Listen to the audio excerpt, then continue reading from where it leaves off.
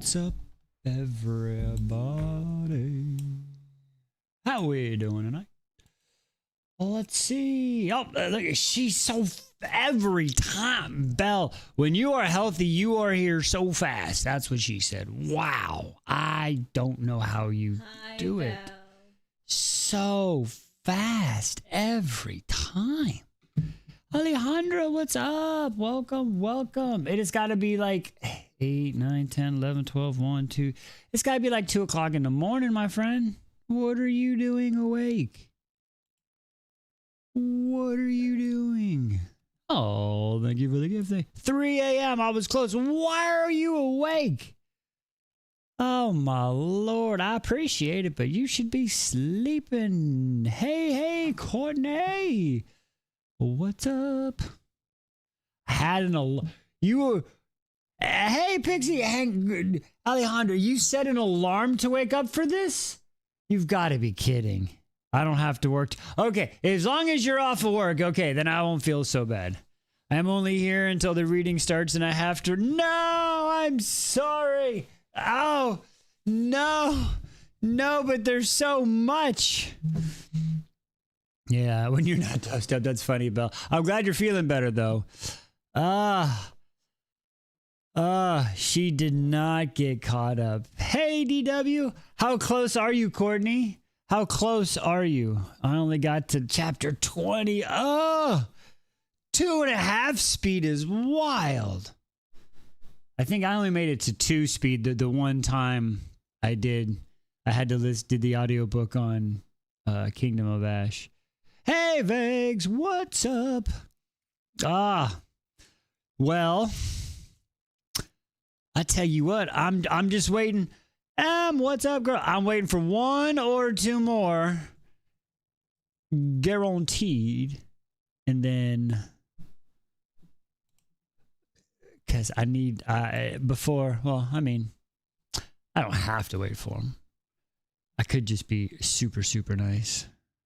Because, I mean, I like to be a pretty nice guy. You know what I mean? I think I can be. Oh, Rob's doing his own live. Why? Sunday? It was. I had a blast. Thank you so much for helping me through that. Okay, listen. I'll say that right now.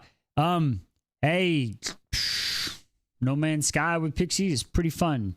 She took me through that like a 12-year-old that didn't know what the hell was going on. She was like, all right, build this over here. You got it. Like, the monsters attacked me and she saved me. She saved me. It was so great. Oh, you're good. Don't worry about it. Don't worry about it. I understand. Trust me. Listen, and I don't mean this any shade, and I don't mean this any shade to the Ashen series. If I was reading freaking Crescent City as well as this one, Crescent City, I would be pulled a little bit more to Crescent City. Like that one, it just so no, don't feel bad. I'm with you. It is okay. Emily, you should come play with us. We need an honorary rune that makes sure the buttons work. Did they say rune? You mean like this guy?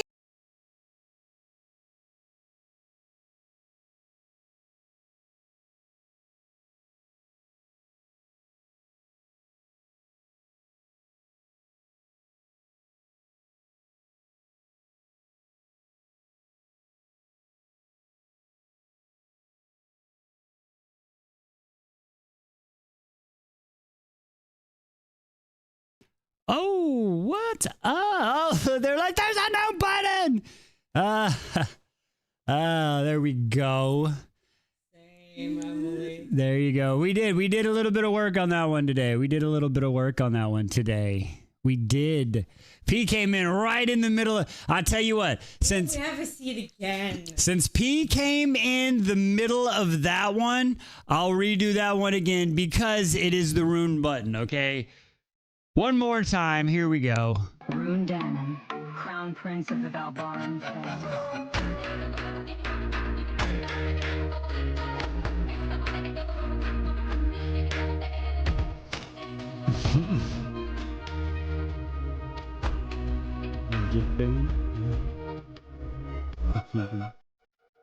Oh, the banner. That's funny. Oh, there we go. There we go. So there's the new rune button. Look at that, folks. I told you there was a surprise tonight.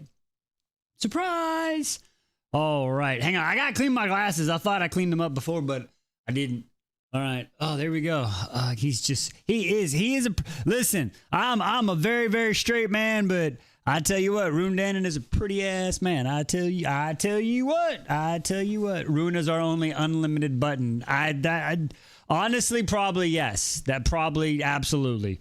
And that's why he needed to get a little bit of work on him, okay? Let's just be honest. All right. So, all right.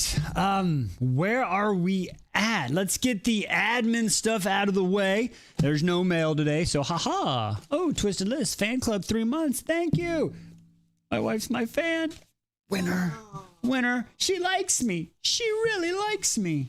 All right. It is very questionable.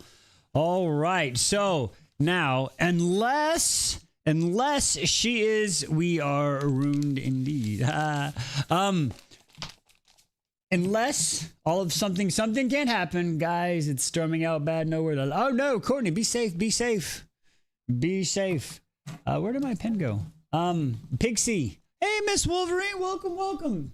Pixie, you are good for the buttons tonight, right, my friend? Where my pen? I found my pen. Here is my pen. Okay, good. Okay, so let's get everybody understand who we got here. We got a lot of people in here tonight. We're already up to 10. Wow, 10 and 7 minutes, not too bad. All right. So, as everybody knows, buttons where's my like? The likes moved. Okay, you're already at 1K likes. So, for everybody that might be new here, we have magic buttons. Every 5Ks, you earn 1 button push. If you manage to get enough buttons to a preset determination, you will get a full button tour. All right, but beware. Beware for those in my range of Generation X. Watch out for the 2 whammy buttons, or we like to call here our chode buttons. That's right. Watch out for the not 1 but 2 chode buttons, which will cause the buttons to get scrambled back up. All right. Hey, Jessica, what's up? All right. With that being said, don't forget there are a total of 12 buttons, okay? So, don't hit the 2 whammies. Don't hit the 2 whammies because that is bad. But get the other ones and you could have a very, very entertaining night. So, those are the rules. Y'all have we'll probably get started a little bit early tonight. We might pull off the reading to 8:30 if we're having a good time. But if not, we might just start getting, what are you doing over there? Okay, sorry, you are working on your shirt. That is not what I was, wise, focus. This is an amazing Blood Axe Crew shirt, right? Yes, banger shirt, yes. P the Reader, she sent this to me because she's fucking amazing. Lock in, Wise, lock in. Focus. All right, so I just want to say I hope everybody my chokehold video today. I don't know what happened. I will say this: my legs are sore from the amount of takes that I did of going up and down to that song. I feel like I went to the gym and worked legs today, okay? My legs was shaking. It was shaking. We all know you can't. You fat. You ain't lying. And you ended up getting the cut version. But there's a verb. Oh, it's bad. So I had to short it down. So I wanted people to kind of take it serious in just a little way. So it's actually doing pretty good. Believe it or not, that video is probably my highest, or right now second highest. I believe it might actually just went to the highest video for this series. And I'm really proud because 2 people in the comments said they're going to put it on their TBR. So I don't care what nobody says. It was fucking worth it if we're going to get 2 more people to eventually read this series. So it was worth it. All right. So, yeah, I'll have to release the full version. I'll release, not tonight. Not tonight. Maybe tonight, later. But it would be too late, so it'll have to be tomorrow. But tomorrow's going to be a lot of videos because I got to do the 5 from today, and then I've also got to read 5 chapters. So I enjoyed you adding the something fun along. Carissa, you talk about oh, you enjoy that I'm adding more just stuff and just regular stuff. I got what you're saying. Okay. I do need to start adding blooper tracks. So, see, this is listen. Okay, I got you mixing up. So this is my thing. I don't know, because if you go look through my TikTok since, and this is, please don't take this is not a hit at y'all, since I haven't hit their stupid 10K I can't do playlists, you know what I mean? So people can easily find something if they want to go. So that's the biggest reason we haven't done so many other things. But since y'all are liking them, we're going to start adding a few. Uh-oh, what's happening?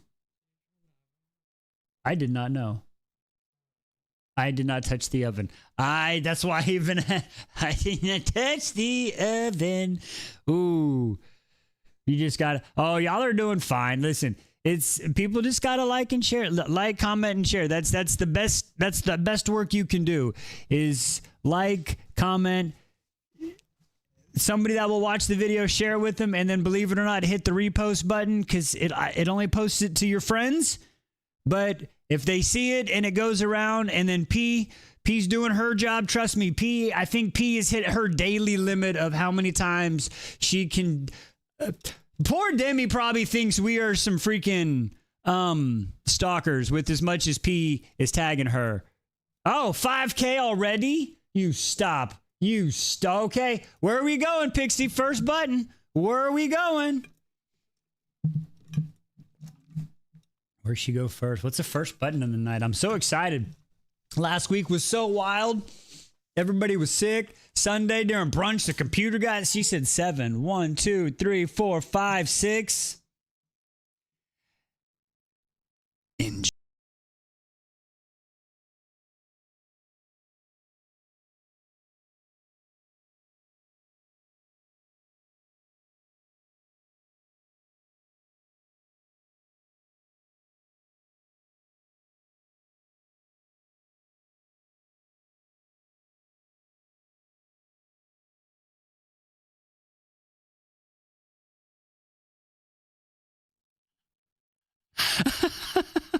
I hope y'all enjoyed that one. I'm sorry. Listen, listen, I can't help it. I never change what. It only fit. Listen, I understand it's a thirst trap, but it is.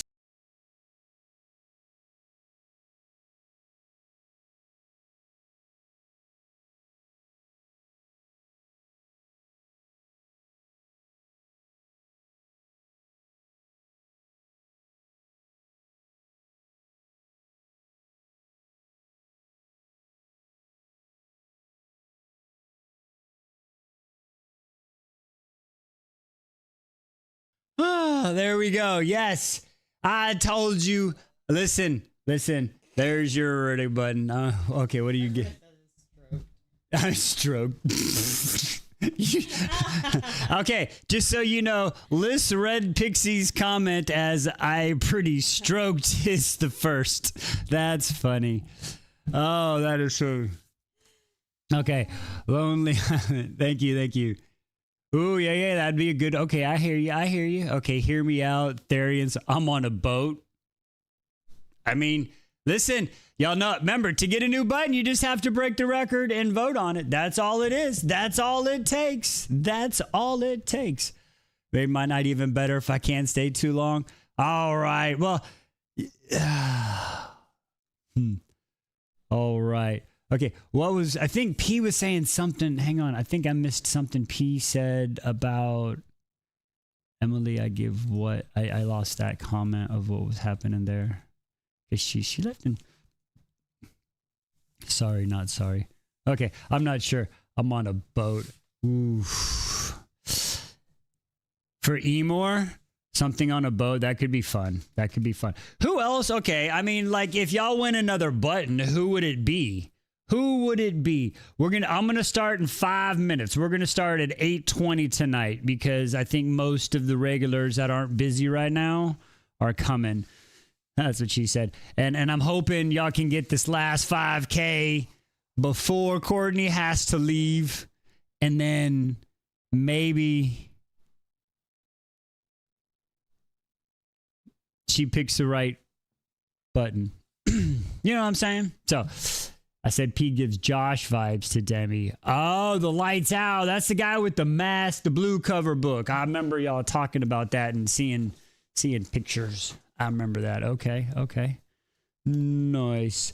Josh. Yeah, you keep talking. I was gonna like Josh is one of those I would add into the dark headed guys, but all of his pictures are animated, and it feels weird when there's a bunch of like realistic drawings or AI generated and then you put a cartoon in it. So I just like, ooh. So I'm not sure. But anyway, guys, I'm used to some crazy stuff. Oh no. She's like, I love it. That's awesome. You're almost there. Ah, you're almost there.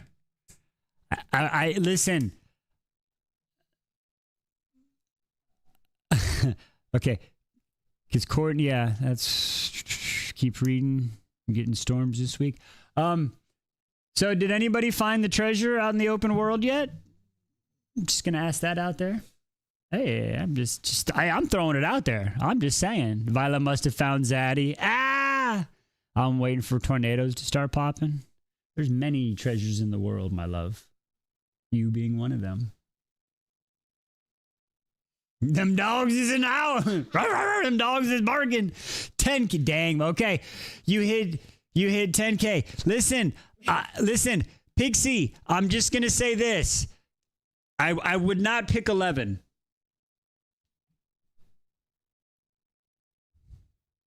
What do you want?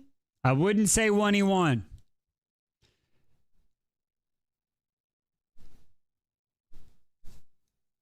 Yeah.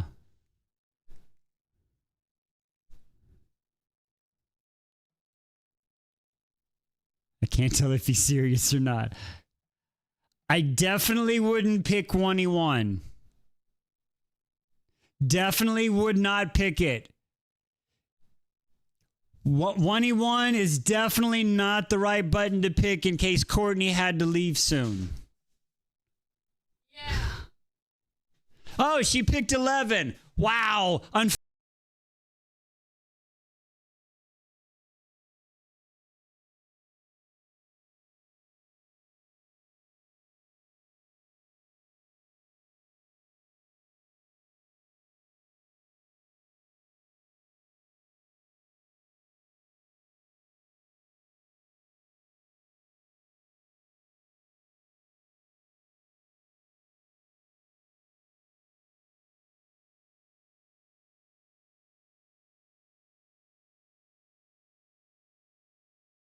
Here we go. Yeah. There you go. I love how we had to pull it. Okay, so listen. There is a reason. Yes, you had a poll. You had a poll, and there's a reason you got all three. There's one slight reason you got all three, and I honestly did not think that Riddick was going to pull it off at 59%. The last I looked at it, Manon was winning. I didn't even take a look this morning. So when I got up today and I was like, hey, it's Let's Face, I was like, you know what? Bye, Courtney. Goodbye. So I got up today. I made the Minorian button. And then I was sitting down to do something, and all of a sudden it popped up and said, poll ended. And Riddick won, and I said, well, goddamn. I guess I need to make a Riddick button because that's what they wanted. So we did that, and then ended up having just enough time because some plans changed. And I was like, I really need to redo the Rune button. Couldn't find a song, and then we found it, and then it just came together. So with that being said, Congratulations. I'm glad we got you all in on tonight, Courtney. Thank you, thank you, thank you. Thank you for stopping by. Enjoy it, and we will see you Wednesday. I was shocked with Riddick. I was shocked. But, all right, with that being said, where are we at? You're already at 14K. Holy crap. All right. Well, remember, the record is at 135 currently, 135K. 135K is the current record. Don't tell. Listen, I'm telling you right now. Oh, yeah. Thank you, love. Oh, you drew, you took your picture down? All right. So, new record, you get a new button. We need you to make a video of just the button. Yes, so now that those are posted for the rune button is, I think that'll be our final until we decide to completely change it. I will actually post that as a tiki-talkie. And the Riddick button, because we have our transitions on that one, I will make that a tiki-talkie. Listen, tomorrow, the videos tomorrow may or not do good, but you're going to see a lot of videos coming out of me tomorrow. That's what she said. So just get ready. Just get ready. It's happening. All right. Well, that being said, oh, there's an alarm. All right. Where are we? Oh, that was, oh, okay. Rebecca Yaros has spies out there trying to decide if it's the extra. Oh, my Lord, already 15K. All right, hit it up. All right. I think Wise forgot he takes off the front. I don't know what you're talking about. It's right there. What? I don't know what you're talking about. I don't know what you're talking about. What you talking about, Willis?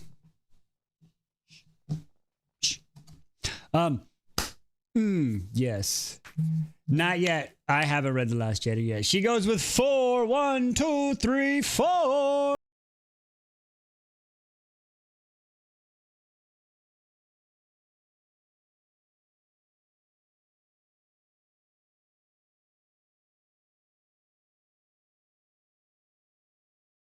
Read it. Why you say don't read it, P? P, why you saying not to read it? I started, but I wasn't ready. I bawled my eyes out, so it's in time. She said it's in time out this early. She said this early, Bob. All right, we are on 25 today, I believe. Broccoli has right. I believe Broccoli has confirmed plot armor because it's after her cat. TikTok is showing. I see your comment. I don't know. What do you mean? Is it not showing? I see your comment. Hmm. All right. Okay. Not the answer. Oh, I just saw you were not ready. Oh. Okay. So we left off. Where did we leave? Where did we leave off? Because we didn't read. Oh, that's right. Okay. So we left off. Scylla, she just took she did the cohesion right, and then she was all working on that, and then Saga had the dream, right? Saga had the dream. Yep, that's right. And then we left off with fucking this does not count against y'all. I am Jonas, keeper of the red flags. Witness my Jonas. Yeah, we had that bitch in fucking Copa, and he almost spilled the beans that he knows that they went north. Okay, so that's where we left off. All right. Is everybody with me? Is everybody... was his hand closer to the 4 or 7, y'all? She's trying. I'm going to move that out of the side right there. That's funny, Pixie. I like it. I like it. Hey, if you ain't cheating, you ain't trying. That's what the Astros said, right? Oh, wait, sorry. All right. Are we ready? All right, here we go. Chapter 25, Kingdom of Claw. Sonovic. Ha! Hopefully we get some more freaking... Oh, what are we at? Oh, hang on. I'm sorry.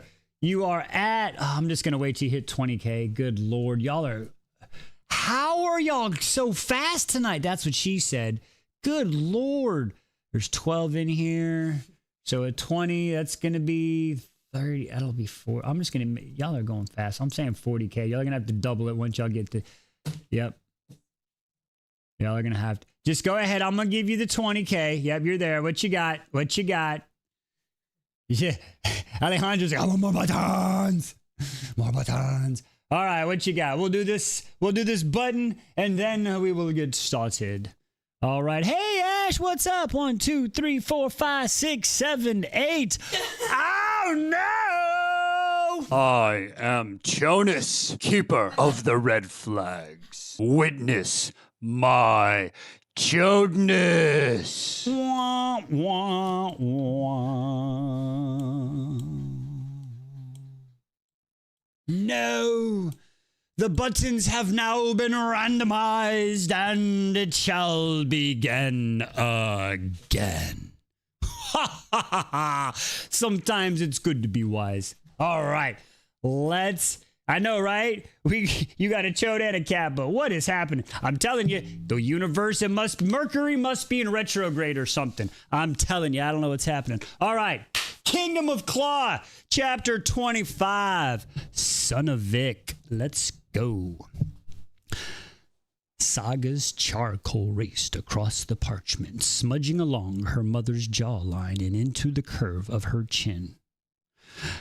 After sneaking past guards patrolling the northern wing, she stole into the secret passage she'd foolishly revealed to Ruik. Now she waited. Are you trying to sneak a... What are you doing, my girl? Oh, okay. Sorry, folks. We don't stop for the cats here. We don't stop for the cats. It is what it is. All right. The secret passageway she'd foolishly revealed to Ruik. Now she waited for the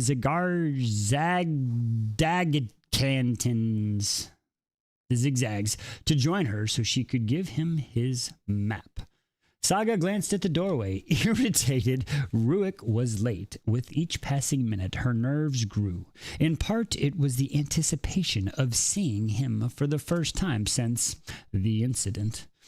As she had taken to calling it, Saga had told the man smelling good and had proceeded to hand him all the kindling he needed to burn her to the ground.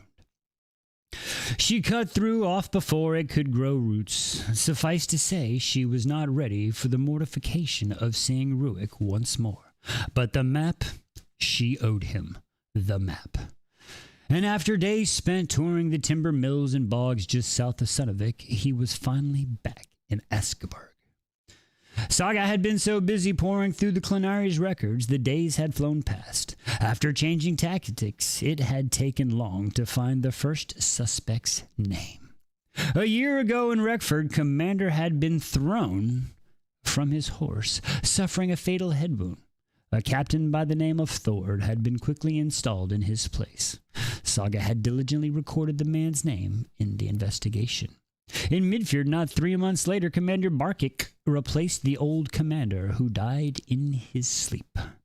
A weak heart, the notes recorded, and then there was the Slidoran commander, who held his position for a decade and a half until he succumbed to an undisclosed illness.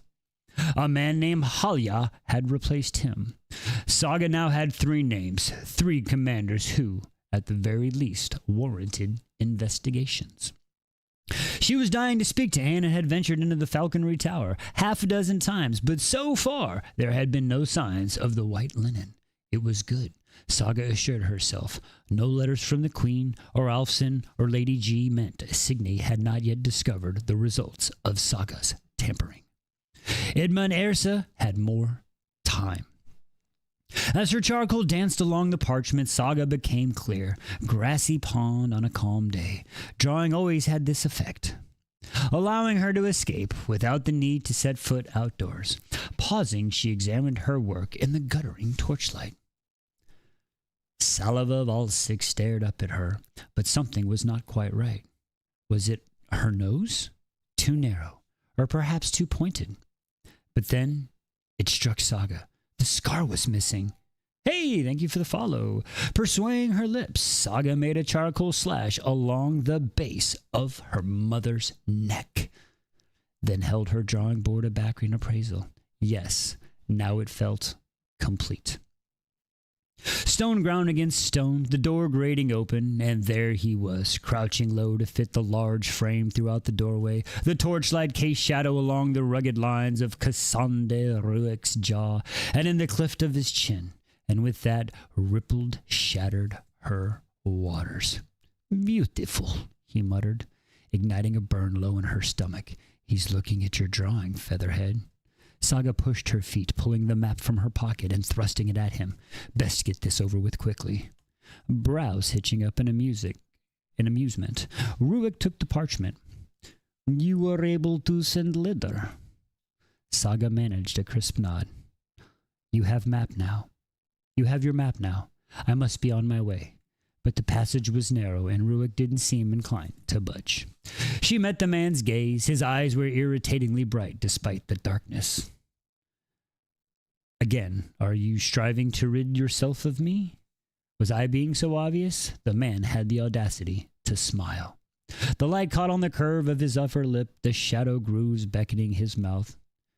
And here I was, thinking you liked my company in our last meeting, he replied smoothly.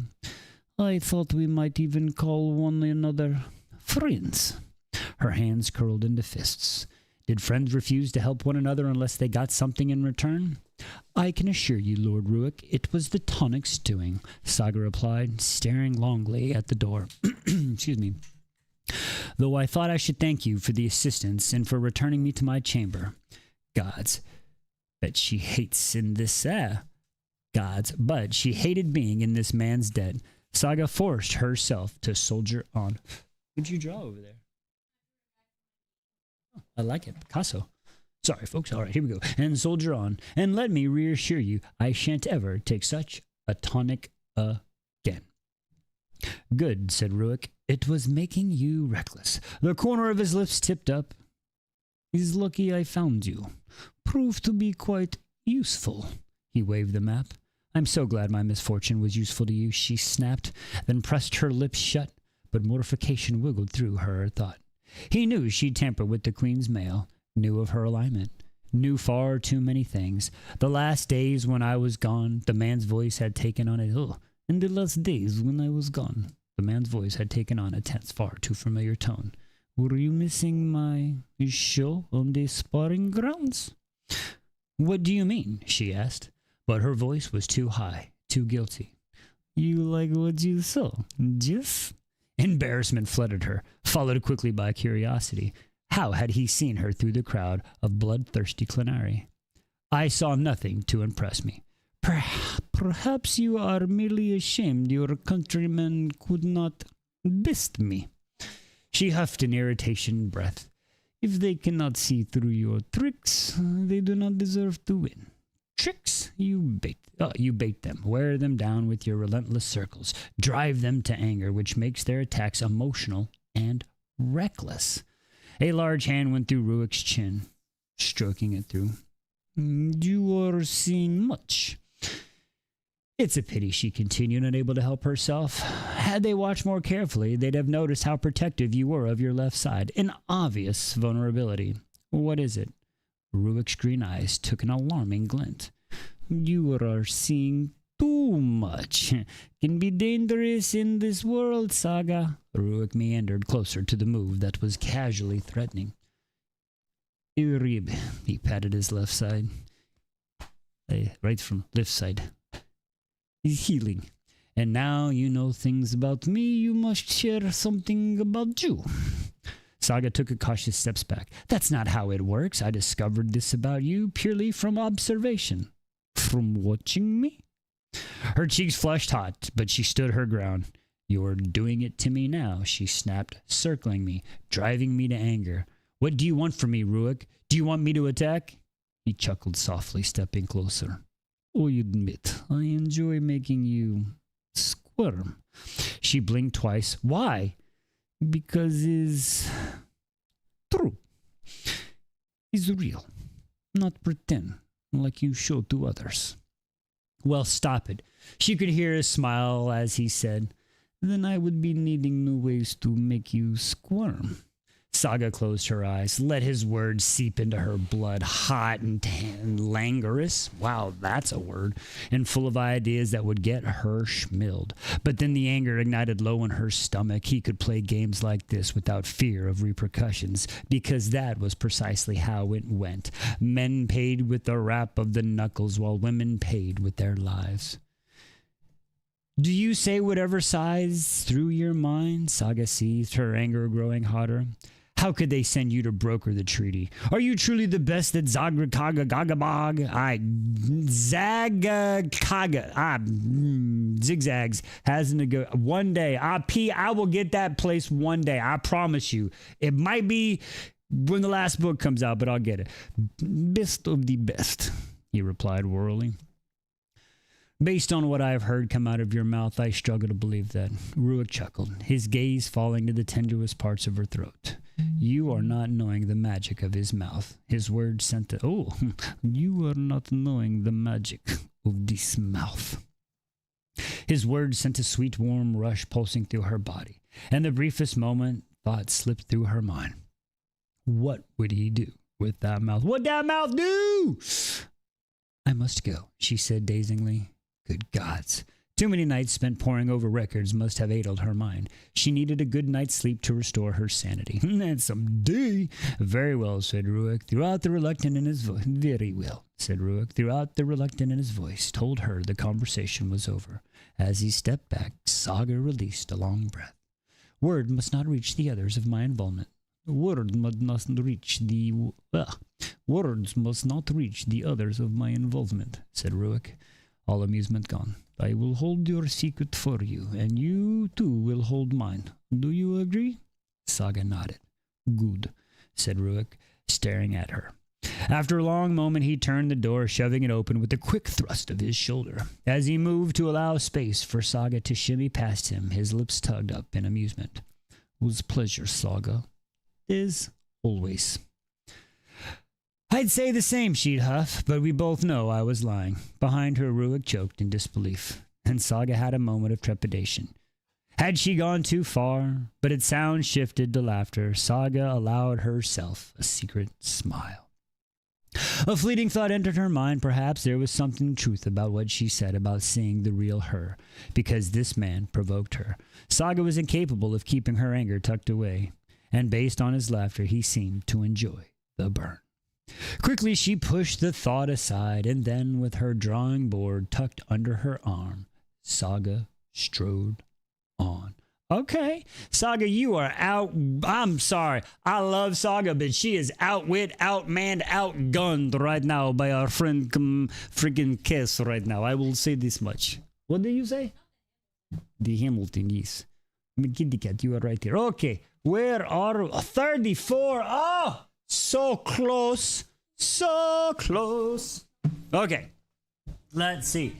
You were at 20. You got to 30.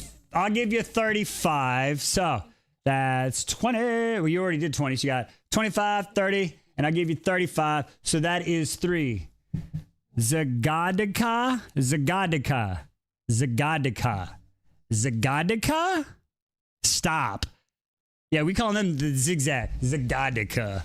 Zagadika. Okay. Zagadika. Zigzag. Flip flam. All right. Anyway, what buttons do we want? You got 3 of them. Let's go. Button up, ladies. Can you let big boy out for me? Yeah. 2, 6, and 8. Here we go. 1, 2, 3, 4, 5, 6.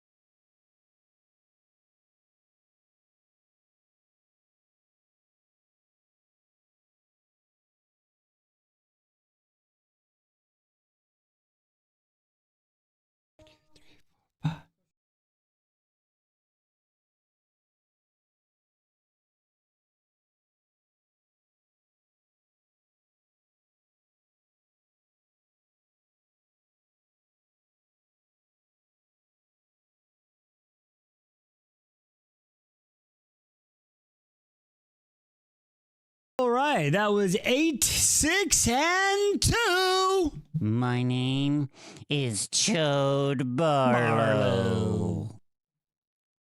Ah, womp, womp, womp. No. Unfortunately, that happens. But they are switched. That's why he gave us the... She's learning. Listen, I'm going to give you your just rewards no matter what, okay? I will always give you your rewards. Pay attention. All right. Anyway, so... buttons have been switched again. They have been switched. We're ready to go. Where we are at 35K. So 35, we'll make it 55K for the full tour. 55 for the full tour. All right. Chapter 26, Kingdom of Claw. Oh, more saga. Cool. All right. Yeah, really cool. Everybody's okay with my Cass impression, right? Everybody's cool with it? We like my Cass impression? He's okay? He's not too much? I have to make sure it's approved. It's approved impression.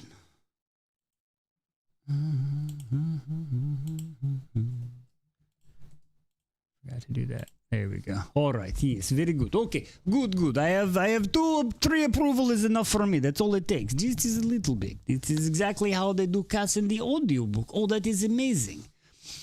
He's a place from a Russian word. Oh, I like it. Okay, very good. I will keep doing good then with the Cass voice. All right, here we go.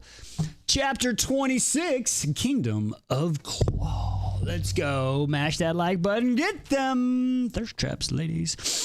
Days later, Saga's heart beat like a hammer on an anvil as she prepared to meet the queen for Rua in Askeberg Solarium. As she stepped through the door, Saga looked down, examining her gown for a thread out of place. For an hour or more, she'd been braided and poked and yanked until Arlog had proclaimed her worthy of meeting a queen. After days of fruitless scouring the records, she leaped at the queen's invitation to join her for Rua in the solarium. Not only did it mean doing something besides reading, this one-on-one meeting was the perfect opportunity to use her sense on the queen. Are we sure? Are you sure about it? Are you sure you want to do that? I don't think that's a good idea, but I'm just a man. Saga hadn't failed to notice the invitation had been pinned by Lady G. Distantly, she wondered if Lady G still believed her ill health Usur's doing, or if she suspected Saga. Though Saga supposed it didn't matter, Lady G wouldn't say anything if she thought Saga had the page of her salacious bear god story. That's a little. That's that. I don't know if I can do that. I don't know.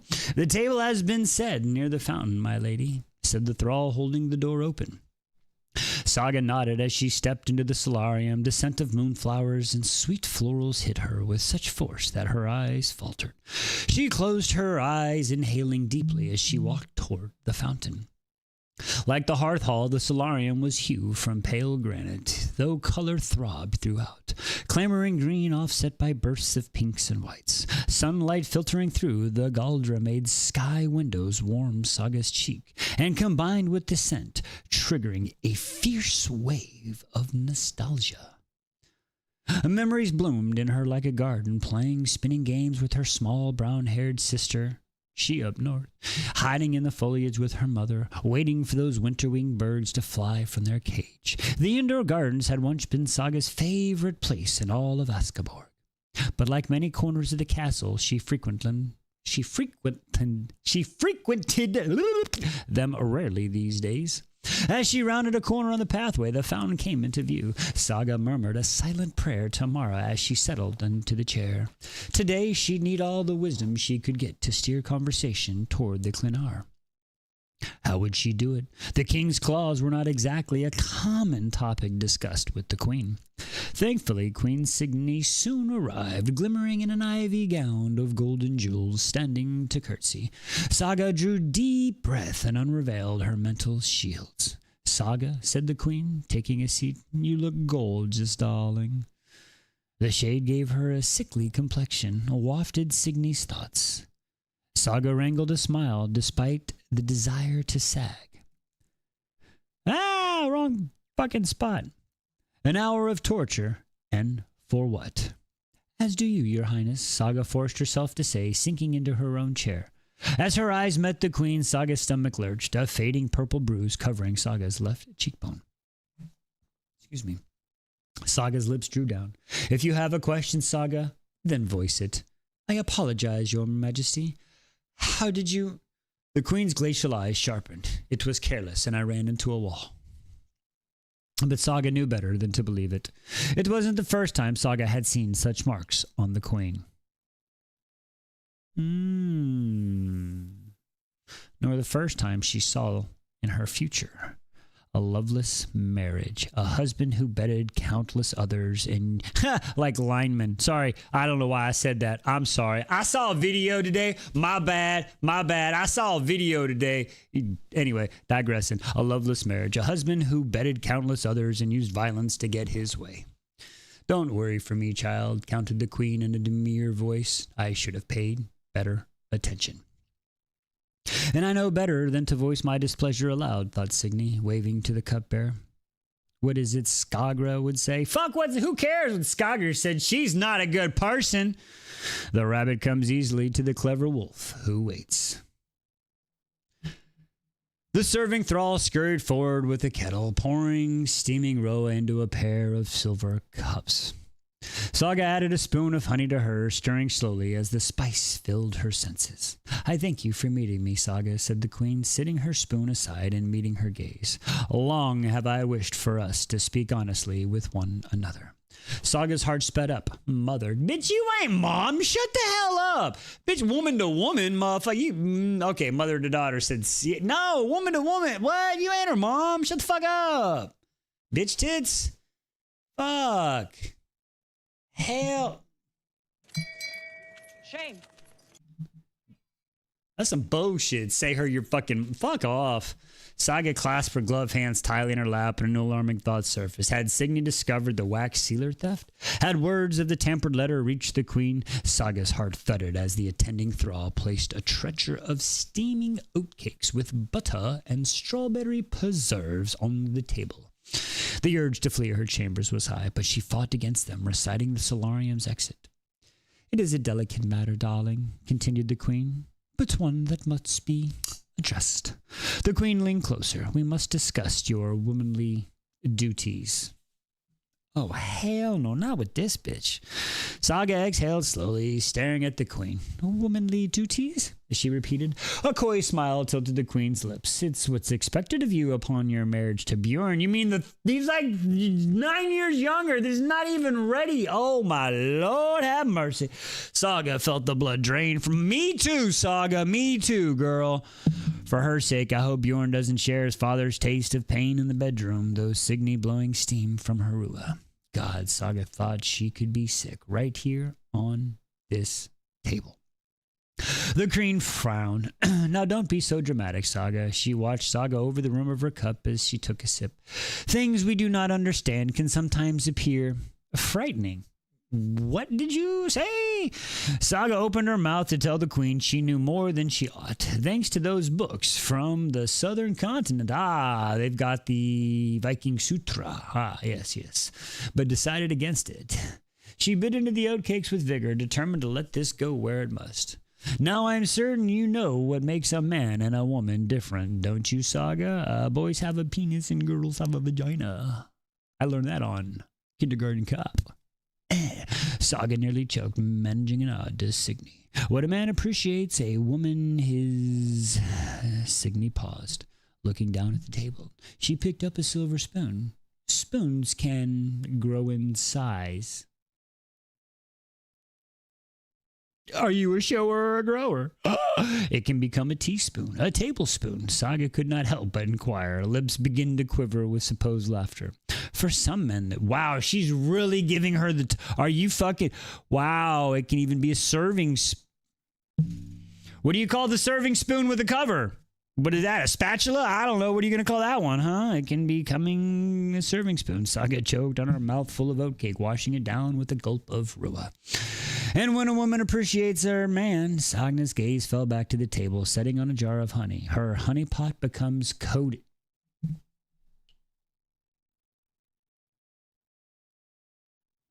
Her honey pot becomes coated in honey. Honey. Honey, suggests Saga. Her entire face tingled as she tried to maintain a neutral expression. Yes, darling, said Signy. A smiling curve in her lips. A man will take a woman into his arms and, ladies and gentlemen, birds and the bees with Y's. And a man will take a woman into his arms, and the queen dipped a spoon into the honey, stir her honey pot with his spoon. If you're doing a stirring motion, we really got to talk about what the fuck is going on, right? Like a stirring motion? Stirring motion. Okay. Hey, you know what? Whatever rocks your boat, Signy. You're the queen. Saga closed her eyes and strangled sounding escaped her throat. Now, Saga, said Signy, it's important to know that this is not the only way to please a man. You can also... Oh my God, we're going to lick the spoon. Signy pulled the spoon out of the honey and began tilting and lifting up, and she wouldn't. Saga's eyes began to water. She couldn't. I would have fucking died laughing right now. Oh, I would have... Bitch, please. She wouldn't. Saga's eyes began to water. She couldn't, but the queen placed a spoon in her mouth, pulling the honey from it in her lips. Her eyes met Saga's as she withdrew the spoon, setting it back down. Do you understand, darling? No, bitch, we don't understand. Oh, God, sorry. Saga's lips were pressed as hilarious together so tightly they were probably white, and at last she could not help the laughter that burst free, echoing through the solarium and frightening and not burst from the trees. I know, darling, said Signy, a rather smile. It's rather strange, but it's a thing men enjoy. Oh, Jesus fucking cry. Was this... Oh, my God, she's in the... Oh, my God, and a rare source of a woman's power, thought Signy, selecting an oatcake. It shall hurt the first time you lay with your husband, continues the queen, but then it is not so bad. You must simply lie there. No, that is not... What? Just lay there and let him have... This is so bad advice. Anyway, digressing. Saga felt her brows draw together. Not so bad. But what about the pleasure, the romance, the undying need? Though when Saga considered it, she could never imagine such things with Bjorn anyway. Have you asked questions for me, Saga? Asked the queen, smearing strawberry preserves on her oatcake. So very many. Saga desperately tried to wrangle her thoughts. You were frightened, she heard herself ask. Oh, yes, replied the queen, in a surprising display of vulnerability. I was terrified when I first lay with Ivar. My entire family had just been slaughtered, and I was handed over to the man I did not know. It was very frightening indeed. The queen leaned forward, her ice-blue eyes suddenly burning. Signy's voice lowered. But I let no one see my fear, Saga. Which brings me to the next thing we must speak of. I see you trying, darling. You've joined my ladies and me for many social engagements and have resumed taking your meals in the great hall. But I fear you a long way to go before you are fit to be queen. Clenari, Saga reminded herself, searching for an opportunity to steer the conversation in that direction. In this world, continued the queen, perception is everything. To have power, you must always protect it, which is why, Saga, you must learn to harden your heart. To put on a mask, the queen paused. Are you a good queen? Are you just... You can't... No. The queen paused, looking her dead in the eye. If you're perceived to be a mouse, the snakes will slither in. Saga's lungs seem to stop working at that. The girl needs to grow teeth and armor if she wants to survive. Though Signy, biting her oatcake, she chewed slowly, then swallowed. You will marry Bjorn. You'll represent him. You'll represent this family, and you must display strength. Your husband must feel your support as he sets to raid and conquer the kingdom. And if you do your job well, you'll be rewarded with the crown. It's important, Saga, that your husband feels the full support of his wife. She'll find out soon enough the truths of being a woman in this world, came Signy's thoughts, an uneasy slithering in Saga's belly. As queen, you shall sacrifice your own wishes for the greater good of your kingdom. Be a good wife, provide heirs, and show the kingdom a unified front, whether or not your heart agrees. I don't agree with that bullshit, but I got you. I see what you're saying. I understand. Saga found her gaze drifting to the queen's bruised cheeks, pondering her words. It was clear the queen had no love for her husband, but she sacrificed much to wear the crown. But Saga reminded herself of the queen's insincerity. Behind her words, Signy plotted at things she should not. Ours is not a life bound by love, but by duty, Saga. The queen, I know Bjorn will be pleased with your womanly efforts. He is a good man. Perhaps you will not have love, but you will have friendship, at least. An enemy in your bed is the worst thought, Saga. Is the worst thought, Saga biting into her oatcake. But surely there would be a way to have both love and duty together. Yes, you go with Cassian and Saga sitting in the castle, ruling the kingdom. The words sprang from Saga's tongue before she could swallow them back. Signy's glaze snapped to her, and Saga forced herself not to recoil. Is the girl dim-witted? Can Signy's thoughts as she chewed. After all I've said, does she still not understand? I've always thought her malleable, but if she cannot grasp the games at play. No, Signy said after, swallowing. There is not. The queen's face was tranquil and smooth, but beneath her beauty something burned. You enjoy those fairy stories from the southern continent, Saga, but let me tell you this. They are naughty tales. In our world, the princess does not find true love and live happily ever after. Well, your fucking world sucks and you just need to make it better, bitch. And let me remind you, there are thousands of girls who would die to take your place. Her voice lowered an octave. Who would kill to take your seat? The temperature in the room seemed to drop. The Ukrains loved to mix with royal bloodlines, thought Signy. But what if an accident were to happen? She could be replaced with someone unbroken, someone easier. Perhaps that Anita with the golden eyes. Pulse throbbing. Saga reminded herself to breathe. Do you have a better understanding now, Saga? Asked Signy. Saga felt herself nodding. You are so fortunate, darling. But I've seen the apprehension in your eyes, and I hope our conversation has soothed the rough edges over. Bjorn needs a supportive wife, but one who will be devoted to him. And now that we are both on the same page, I know you will do well. Saga was beyond befuddled. Of all the topics she anticipated discussing with Signy, the seduction of her 13-year-old son was not one of them. Man, I'm glad they ain't going to be married for a while, right?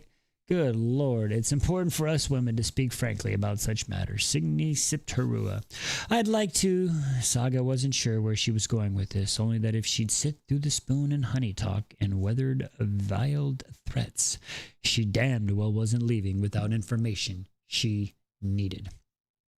I'd like to learn about the queen's ruling duties. Surprised flashed in Signy's eyes as she patted the linen against her lips. Oh?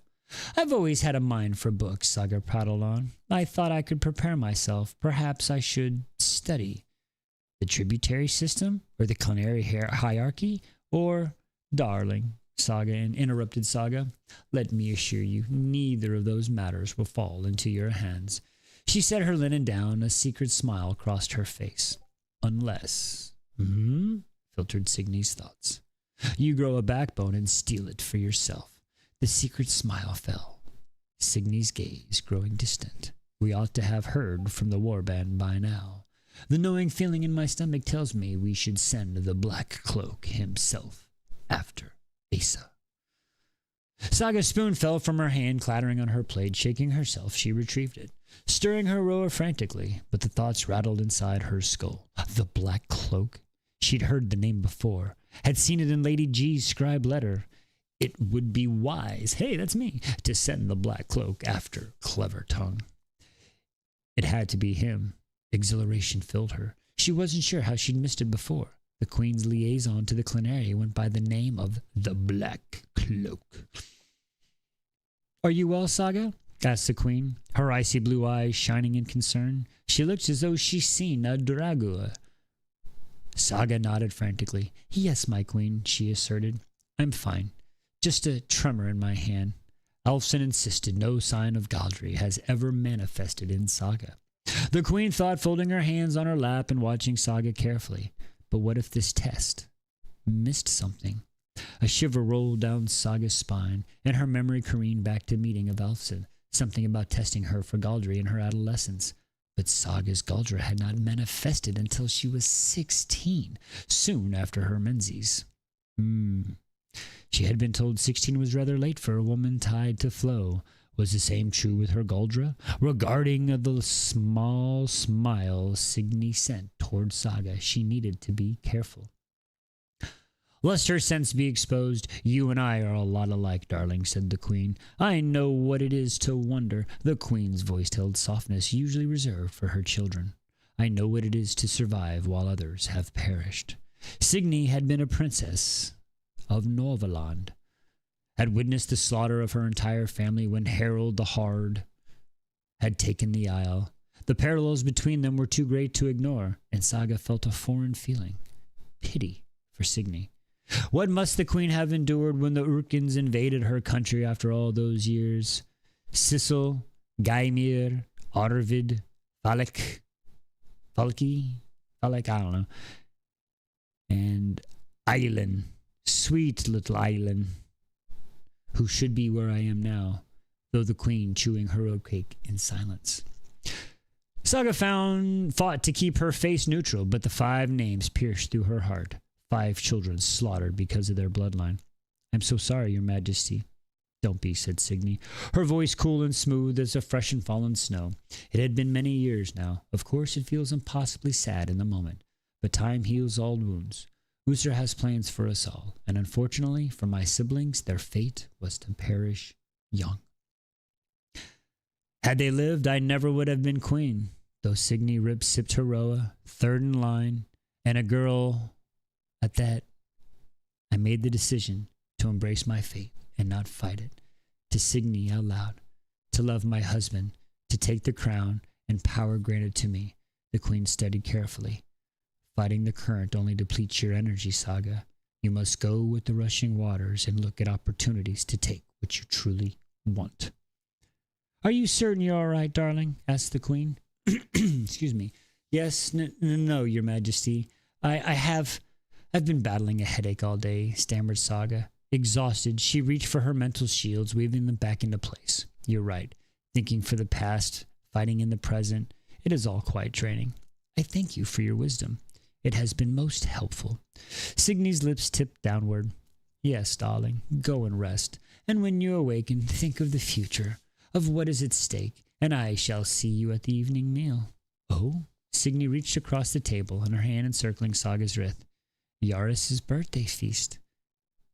Saga forced herself to look at the queen. You and Björn shall make an entrance at Yarsi's feast next week. Saga, next week, Saga. It will be a wonderful way for you to show your affection for him publicly. Yes, Your Majesty, said Saga through gritted teeth as the queen released her wrist. My apologies, but I must lie down. I am feeling a touch dizzy now. Yes, of course, Saga. Off with you. Saga turned and strode from the solarium and placed Thrall stationed at the door, hardly able to yank it open in time as she flew past him. Her feet carried through the hallways. Despite what she told Signy, she did not in fact wish to lie down. Instead, Saga was filled with the building energy that drove her at a furious pace towards the door to the falconry tower. And then, when she reached it, there flew the white linen. Bam! Wow. Weirdest conversation with stepmom ever. Oh, so close. You got to 50. You needed to be to 55. All right. So you got 40, 45, and 50. You get 3 more buttons. 3 more buttons. 3 more buttons. All right. They're all mixed up and ready to go. What button do you want to show? Hey, hey. All right, what we got? That was right? Awkward. Such a weird combo with mom. Oh, we're up to 17 people tonight. All right. Usually we got our normal 12 to 13 with everybody going on. I like to see that we got 17, 18 jumping in here. I like that. All right, where are we? Where Pixie? What we got, Pixie? What you got? You got 3 of them. 3 buttons. Did she leave me? Oh, there she is. 3, 5, and 10. 3.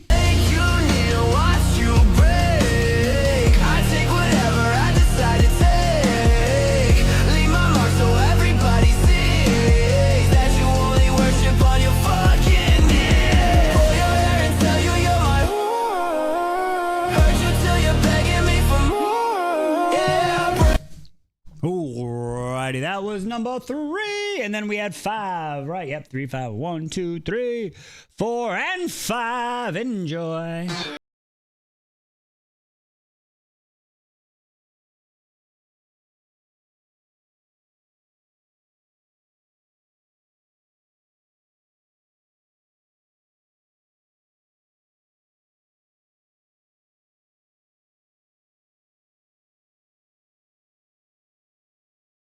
Last one was 10. 1, 2, 3, 4, 5, 6, 7, 8, 9, and 10. I am Jonas, keeper of the red flags. Witness my Jonas. No, again. She gets 2 out of 3 every time. She's so close. I'm telling you. 2 out of 3 every time. It is crazy. I'm not. I promise I'm not. I've moved them. It's done. The buttons are set. Trust me, if you repeat, it just gives me a break. Trust. I don't remember. I write down where we start and where we stop. You just hit 55. Okay, get your 55. P, do you have an update on the Jonas? Oh, yeah, right. Yes, was there an update on that one? Yeah, okay. 55. 1. Oh, she's going safe. She's going safe. Rune Dannon.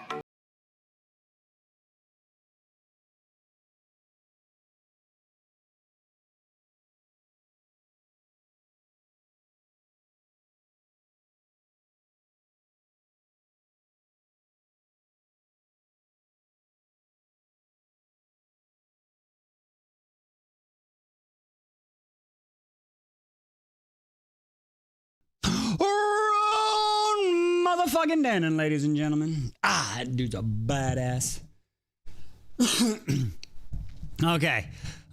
So P, there was nothing on the Chodas picture. She said, "No, I'm posting it again next month." She's just gonna keep posting it every time she can. I'm gonna post it. That's funny. All right.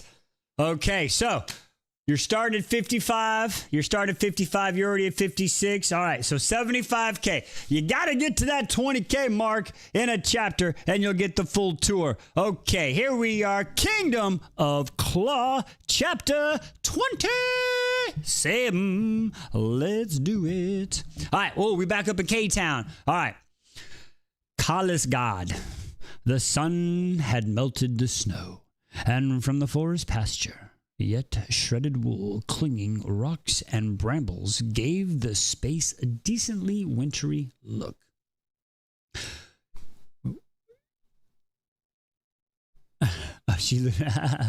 That's funny, Emily. I think she's talking about Demi. I think it's because she's editing right now, isn't it? I don't know. A decently wintry look. Bracing himself against a frigid breeze, Ray couldn't keep his mind from drifting to Scylla. He hoped her second day with Harpa went better than her first. With a shake of his head, he forced himself to refocus. Focus, lock it in, Ray. The same, Ray muttered, the gnarling in his stomach only growing. The scent of decay was not altogether unique, but was immediately brought to mind with the skull gungar and wolf spiders they clashed with on the road of bones. Timmy! Don't fall down. Several weeks it had been since Vig's sheep had gone missing, yet that smile lingered as though it had stained the group, the air, and the trees. Excuse me.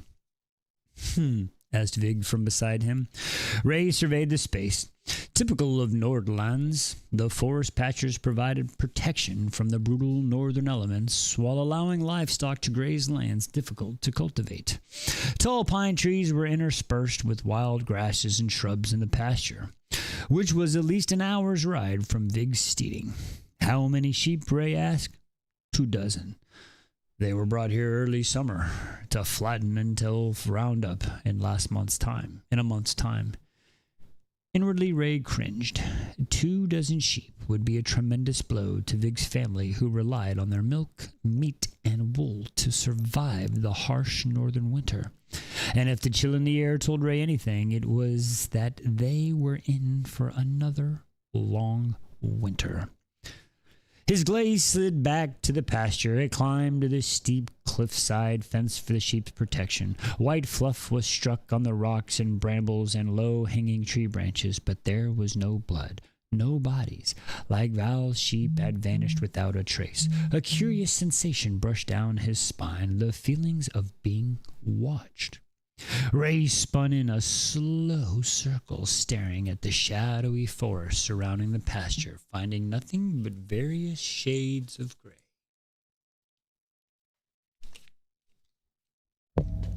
The fence is intact, murmured Vig, breaking him from his reverie.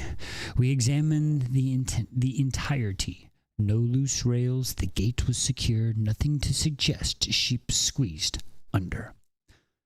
Are you a hound? Asked Ray, shaking off the unsettling sensation of striding to the fenced cliffside. A streak of dark blue cut through the thick forest below as he traced the river to the glacial terraces on the adjacent mountain. Hounds, answered Vig grumly. 2 of the best. No signs of either. They're trained to protect the flock. No blood, murmured Ray, scratching his beard. No bodies. Outlaws? Could they have been stolen? Vig shook his head. Should be outlaws. Were the flock brought through the pass? All right, I thought there were going to be some in that shadow. Thought there were going to be some in there. Someone would note 2 dozen sheep moving through the forest until reaching the opposite fence line. Still feeling of being watched clung to him. He stared hard at the bushes, staring for any sign of life, but again came up empty. Next search for hoofprints or wool tufts beyond the fence. Any scratching on the post rails might suggest grim rules of the floor's floor was pristine. The fence weathered, but intact. He glanced at the skies, to the woods at the base of the pasture. Does it seem strangely quiet to you, Twig Arms? Twig Arms? That's kind of fucked up. Twig Arms? I bet. Twig Arms. Strong Arms, snapped Vig. Now that you mentioned it, there are no birds here. Ray crossed his arms, scowling. Care to fill me in on your thoughts, Tongue? Asked Vig irritably. I am wondering, said Ray, if the birds know something we do not. Vig's brows drew together. His cast of nerves looked over his shoulder. The smell. Perhaps it repels them. It could mark a creature's territory. Ray mused, but something caught his attention before he could elaborate.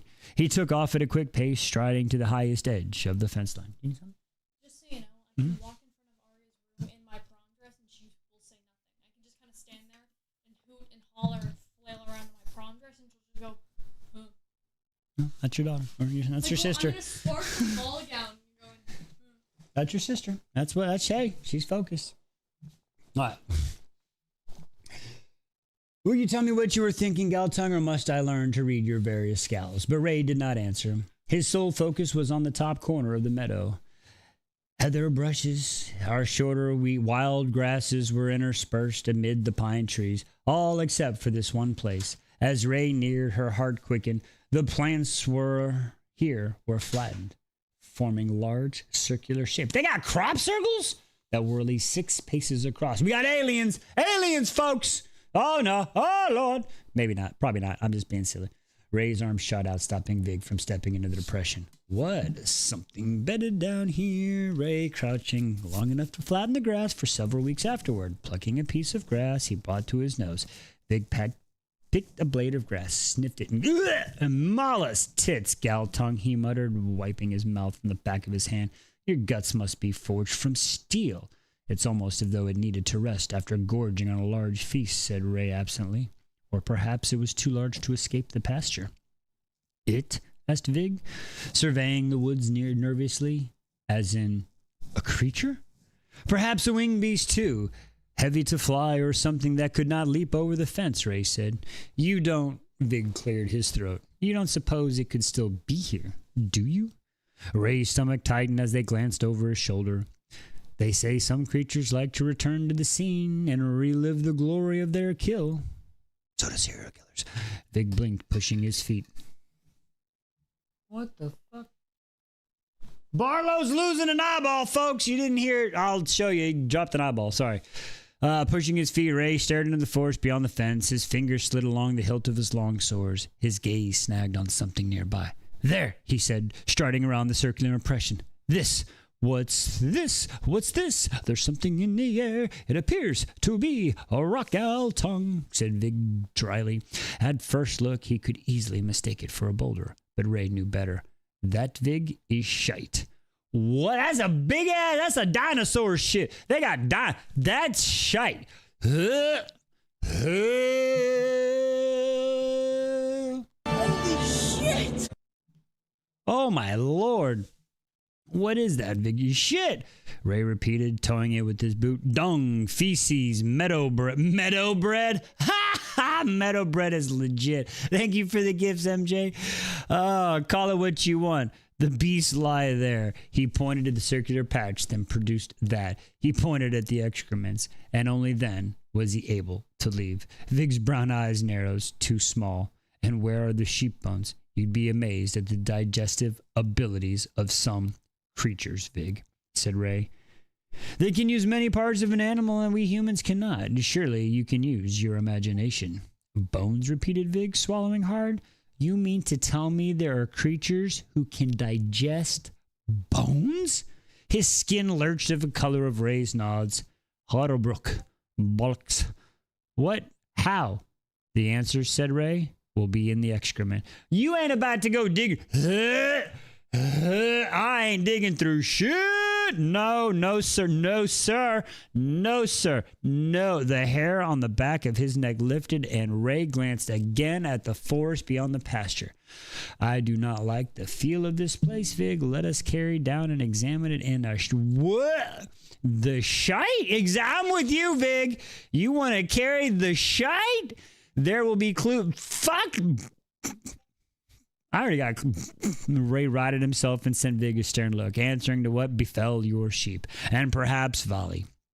At the mention of the missing boy, okay, fine, I guess we're carrying shit. Vig quickly mastered his emotions. Very well, let us get on with it. Ray thankfully had the foresight to drag a sledge of mountainside. While he'd hoped to have bones and a carcass to examine, it appeared they had dung instead. I'll have to burn these clothes, grumbled Vig as they loaded the feces onto the sled, and scrub myself with ash and lye. Ray was used to dealing with unfortunate smells as he glanced. Oh, do not get near. Scylla is not going to be in your little fucking cylinder. As he glanced over, as you could put distance between himself and this pasture. I've been thinking since Vig, as they made their way towards the horses and the sledge sliding across the grass behind them. A rare, yes, Galtung, a rare thing. But the shit, it's too small. If this was done by a winged creature that'd become heavy to fly, or even something that might leap over the fence, surely expelling that did not help much lighten it. Ray said slowly. I agree with you, Twig Arms. I suppose there's a first time for everything. Ray ignored him. The lack of blood and corpse suggested the sheep were devoured whole. 'Tis curious indeed. Perhaps we will glean more answers when we... I am one not digging through shite, Galtung. Ray glowered at him. You asked for my help. Do you expect me to do everything? I didn't ask you for fucking shit, Dick. Hell, I ain't digging. Nope. I'll burn it in some diesel, but that's about it. You asked for my help. You expect me to do everything? Only the parts that involve shite. Exactly. I'm with Vig on this one. The same as always, Vig, said Ray, disciplinedly content to sit by while others... the upper room, and you're the same sour man who turned his back on his kin. Ooh, that was low blow. Low blow. Kin, repeated Ray. frost spreading through him. My kin are dead, Vig. Harpa, spat Vig. You have Harpa. Ray laughed, a caustic sound. Harpa cares only for her weavings. And Rooney? Exclaimed Vig. What of the twins? What of me? He did not need to say. No, you cast them aside easily enough in favor of chasing glory. Chasing glory, repeated Ray numbly. Vic raked his hands through his hair, irritated. What else would you call it? You left this place while I, as Vic's voice trailed off, Ray understood. This hasn't a thing to do with me leaving, he said slowly. You are bitter about your own situation. Vig huffed, but he did not reply. You always were a man of words, not deeds, continued Ray, and Vig had prodded his wound. And Ray was eager to hurt him in turn. In truth, you are content to cower in the north, while good men and women die for our cause. Cower? Sputtered Vig. I have duties, Galtong. I would never understand. I am the man of the house. I have kin who depend on me. My mother and sister. My brothers. Ray's mind clamped down in a futile effort of self-preservation, but memories flooded forth. A stone placed the brutal mount. An owl blinked down at him, Harpa weaving at her loom, as though nothing had happened. Vig holding Surreal on his lap. How was it fair that Vig had 3 brothers and a sister, while Ray had nothing? Hey, Sakibu, don't eat the eye. No one. But it seemed Vig was not done. I'd rather be happy in the north than live a life of misery in the south. What does that mean? Demanded Ray, anger flaring. It means you've chosen a cold, bleak life and begrudging that I have not. Ray trudged on. Don't concern yourself with my life. Vig scoffed. Fine, Galtung. Keep your empty, miserable life. Deny yourself the thing you want. Ray whirled on him, speaking plainly. Vig, I haven't the time for games. I see the way you look at her, Vig pushed. You can't deny it if you want, or you can have her if you want. Kitty girl, stop! Sorry, she's eating one of Barlow's eyes. 1 second. Sorry. You can deny if you want, or you can have her if you, or you can have her if only you. Enough, Ray bellowed so loud the air seemed to shake. Anger rushed through his body, boiling his blood. Tense silence hung between them as they made their way to the edge of the pasture. Ray wanted to dive his fists into Vig's jaw, wanted to curse him, wanted to ride down the mountain on horse and never set eyes on his former friend again. But as they reached the forest fence line where the horses gazed, Ray's eyes snagged on the trunk of a tree on the edge of the clearing, and the clearing, and the hole in the bottom of the sea. Sorry. Immediately his anger turned to confession, then fear, carved into a bark of a symbol, a straight line with 2 downward slanting arms. The protection rune? Asked Vig, breaking the silence. No, said Ray. It's upside down, which means he cleared his throat. That is a death rune. What the fuck? A death rune? Death? What is a death rune? Oh, Lord, we gotta. Oh, you're it. I'll give you 65. I'll give you 65. So you get 2 buttons. You get 2 buttons. Dun, dun, dun. 2 buttons. 2 buttons. 2 buttons.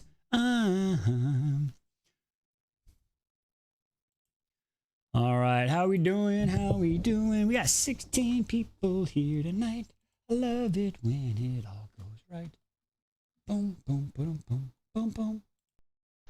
Gotta do that. She said 4 and 8. 1, 2, 3, 4.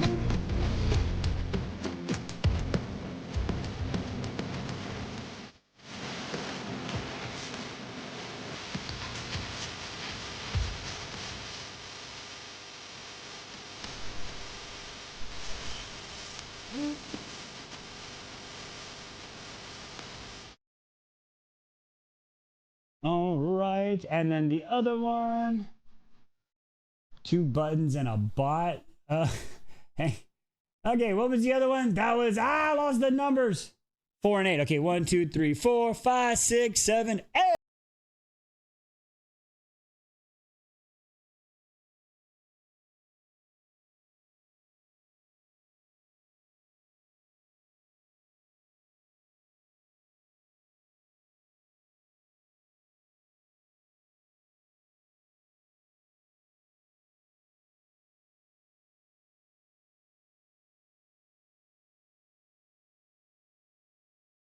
Alrighty, there we go. There we go. See? Woo! We are still looking good today. Hey, hey. Oh, wait. You just hit? Yeah, I gave you 60. I gave you credits. Should I have French? You should have whatever you want. You should have whatever you want for dinner because you is a grown-ass adult. And as long as you're eating calories in moderation, I mean, you know, do what you got to do. That's all I'm going to say. I vote we randomly add a Rob pick.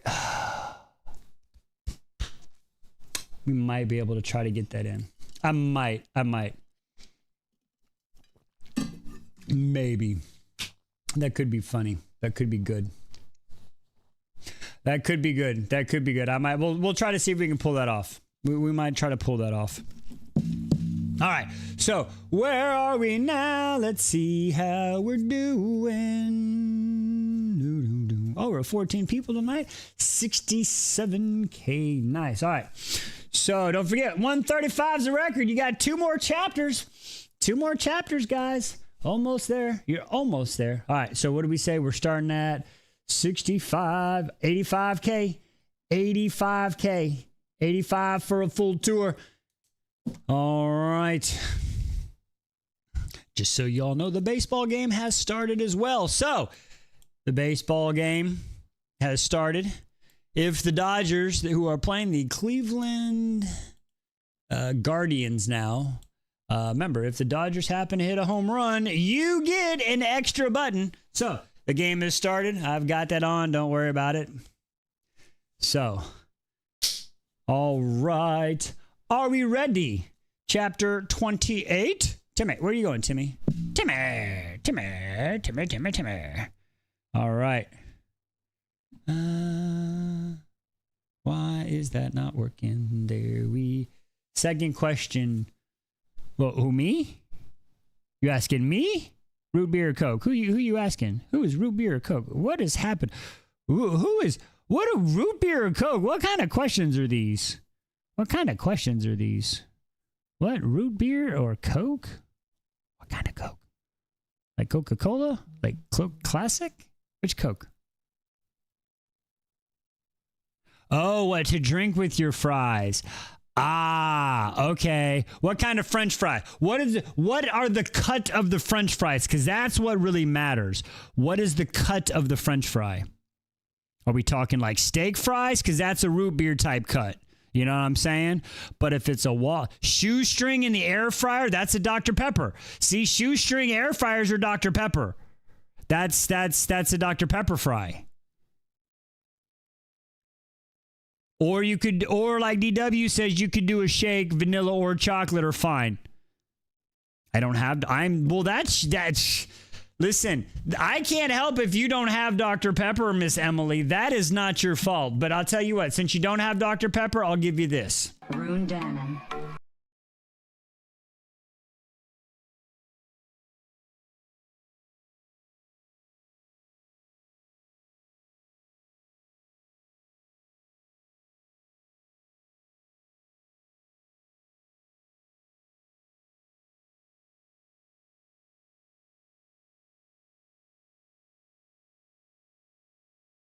I'm healed. All right, here we go. Chapter 28, Kingdom of Claw. All right, y'all got to get to 85K. Come on, 15 more K. You can get there. You can get there. I got faith in y'all. Come on, there's 16 of y'all here tonight. Y'all can do it. Let's do it. 28, son of a... It's a lot of saga tonight. I like this. Saga found herself in Assel Tower early, pacing the floor as she awaited Anna's arrival.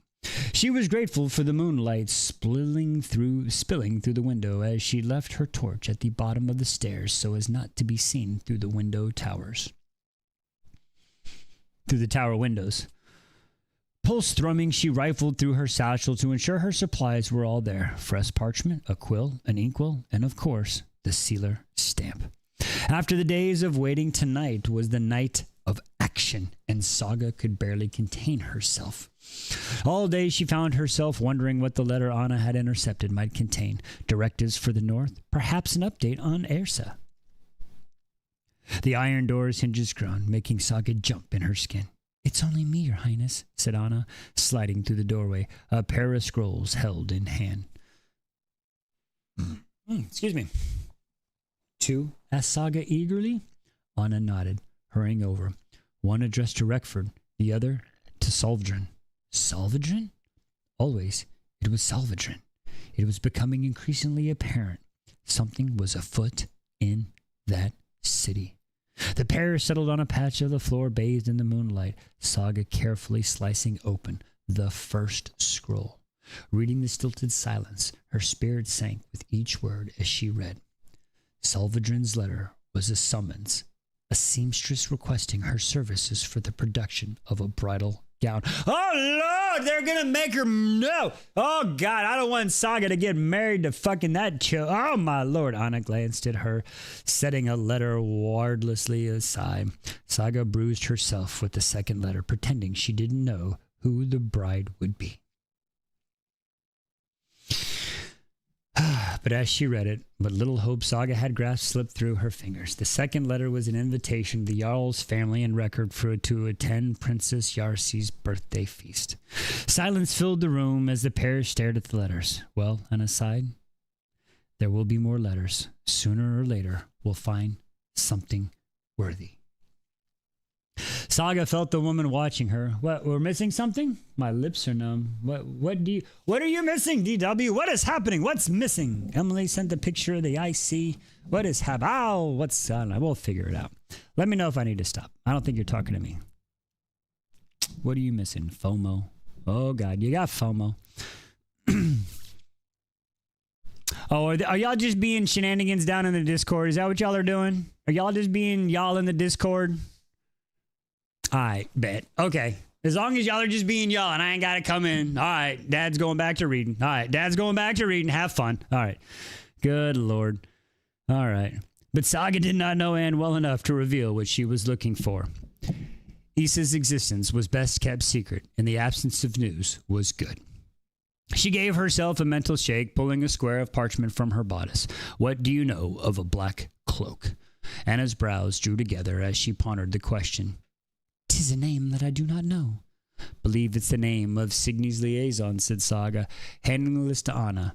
3 commanders have perished under questionable circumstances, and these men have replaced them. Perhaps one of them is the Black Cloak. Anna's eyes wide as he unfolded the parchment. Brilliant, Your Highness. Anna read the names, a line forming between her brows. Thorod, we've investigated Milford's commander as well. But Hilja... This is new. Saga tried to keep her disappointment at bay. Anna pursed her lips in. It is a start, to be sure. I shall bring this to my foreman. Perhaps, said Saga cautiously, if I knew more details about your concerns, it could help me narrow down my search. Anna's apprehension could be felt in the air, and Saga readied herself to lower her mental barriers, but Anna surprised by answering her questions. Galdra have gone missing. Saga met Anna's determined gaze, taken for the pillar, yet never execute.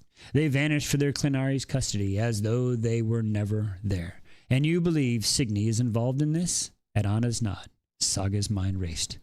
Missing Galdra, the queen, Salvadrin, Ersa, and her Galdra companion? It must all fit together, somehow. We believe the queen is plotting against her husband. Ooh! I said that 2 chapters ago. I said that 2 chapters ago. That this queen might not be a complete fucking Chodus. You know what I'm saying? It might not. It might not be. Anyway, Saga pondered the statement in silence, matched what Saga had gleaned in the queen's inner thoughts, her ambition to take herself an enemy in her bed. Ivar strikes her, murmured Saga. Anna scolded that. In truth, we'd not mind her scheming one bit, were it not for our missing kin. Kin? Oh, brother, this, exclaimed Anna, pushing her feet and pacing the confines of the tower room. She turned, leveling Saga with a look of pure fire. Again, the High Chieftain wants to protect you, but I'm tired of their rules, tired of stepping around the truth. You're a Volkse, and you ought to be treated like a queen, not a child. Saga blinked, but Anne was not done. The group I work for is with this called the Aprenza. In the old language, it means uprising. We are those who wish for change in this kingdom. Saga stared at her. What do you mean? Anna's eyes shone. I mean, there are many Isildur who oppose the usurper. Those whose families he persecuted without cause, whose lands and titles were stripped and forced into hiding. We seek justice and better future for this kingdom. Usurper, Saga repeated, stunned at Anna's daring to voice such things. Anna turned, gaze setting back on Saga. We reason to believe the queen is using the Clenary to steal Galdra for her own purpose. We believe she's building a weapon to seize control of the kingdom. A weapon? Or perhaps she's building an army, said Anne. Truly, we know little of her plans, but it is clear that the queen plays at something else and has involved several Clenary commanders. Savagrin? Saga burst out. Your Highness? Something is afoot in Savagrin. Patience and testing of some sort. A maester by the name of Lekka. They're dosing them with herbs. She closed her eyes, trying to recall the details. Alpine Catspaw had the most success, and their best stock of something was stolen by a person named Skadra. Yeah, Good job, Skadra. See? Skadra helped out by stealing some shizzle nizzle. I like it. She's a bitch, but still. Skadra, growled Anne. A traitor, she grew throughout. I do not know what kind of herb would weaponize the Galdra. It's called the Catalyst. But I shall send word to the Uprenza at once. We'll send our best shadow hounds. If our kin are held in Sildren, they'll find them. Shadow hounds? Anna's lip curved up. I forgot, Your Highness. You know so little of the Galdra. A shadow hound is a type of Galdra able to weave light in various ways. Most often it helps them blend in with the shadows, giving them the gift of stealth. What Saga wouldn't give for that. Are there a Galdra who can? Saga hesitated, her mind at war. Keeping parts of herself hidden, thank you for the gifts, was how she survived.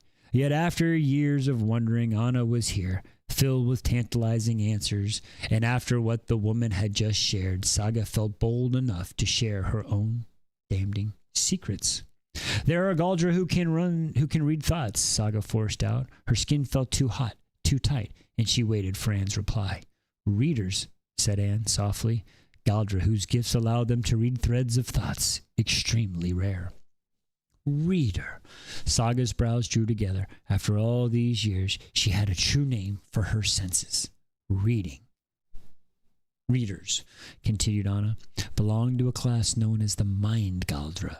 These Galdra are highly intuitive, meaning their gift flows passively without need for their source. No cohesion.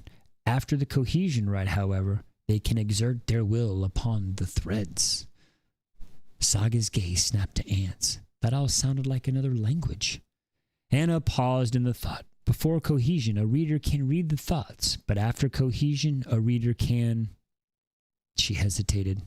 Write the thoughts. Oh, she can like incept and shit. Ooh, cohesion? 'Tis a rite Galdra go through to come into their full power. Saga swallowed. After all, and after this rite, a reader could write thoughts? What does that mean? Anna's smile turned excited. It is said a reader can exert their touch to threads of thought. They might influence them. Influence thoughts? Repeated Saga. This revelation made her feel like a minnow in a very large pond. There was so much she didn't know. Lost in thought, Saga bruised herself with the scrolls. Gathering a sheet of the outer parchment, she copied the address in Lady G's handwriting. My foreman has sent word to the Aprenza High Chieftains, said Anna eagerly. It's time to stir them for their comfortable halls in the north. We must attempt another rescue. Saga blinked. You should not live amongst these vile murderers. There was an edge to Anna's voice. Nor should you be amongst those who betrayed and deceived the Volksies. Saga's chest clenched. Emotions threatened to claw forth. She shoved it back, focusing on dripping melted wax over the letter seam. It pooled. She counted 10 heartbeats before pressing the sealer stamp to the wax. I cannot be rescued, Saga finally murmured. Surely you can. You watch from the tower while I attempt to cross the courtyard, Anne. snapped Saga. You saw what happened. My affliction prevents me from stepping outdoors, was Anne's stubborn reply. Prevents me from stepping outdoors. Then you shall not step outdoor, was Anne's stubborn reply. Saga was silent, trying unsuccessfully to stamp out the glowing ember of hope. Danger, she thought. Heartache. There are herbs, continued, and when placed in one's drink, it will make them fall into a deep slumber. And what? You'd carry me from Askaborg? Saga's hands trembled at the terrifying thought of leaving Askaborg, the only home she'd ever known. With its secret passage known to her alone, she thought of walking in a strange place surrounded by people she didn't know. It made her feel positively ill. How would she know where the exits were? The shadowy places where she might hide. There are many ways to bring things in and out of the castle, Anna replied. Parcels are constantly arriving and departing. Perhaps a large trunk, a sack of grain, a warrior's armor with a face shield. The southern branch of Prenza is based out of Midford, a large enough city for us to blend in, yet close enough to Sunnavik to travel to and from swiftly. 'Twould be a few days' travel to reach it. Anna's voice trailed off as she took in whatever expression was on Saga's face. We have time to consider it, Your Highness. Despite the fear her words drew, Anna's enthusiasm was catching. Saga couldn't keep herself from dreaming. What if she were to leave, to plant her roots in soilless toxic? Would she be able to bloom again? Saga took a tumultuous breath, preparing to voice the thing she'd never allow herself to hope for.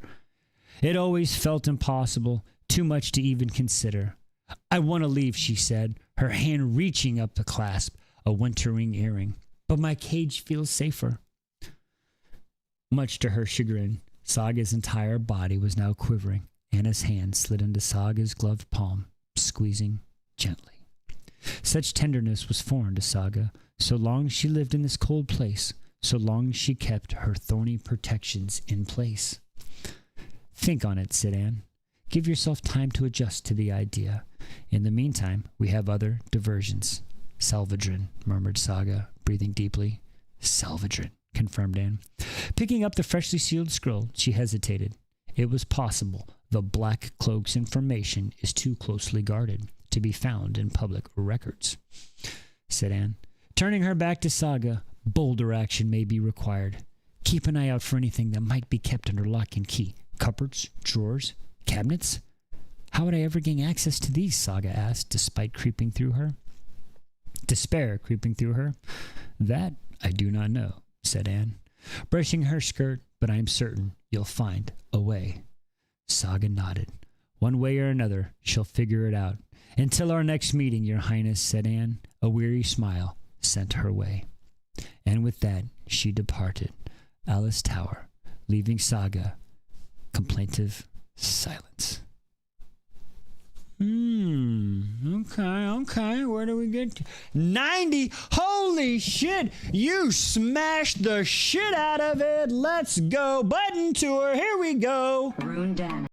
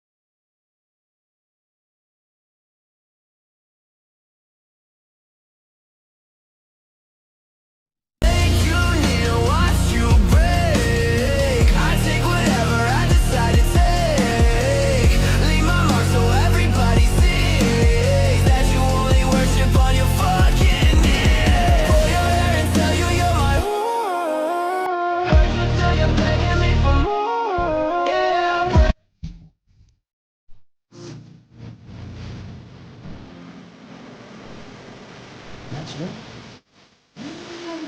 It.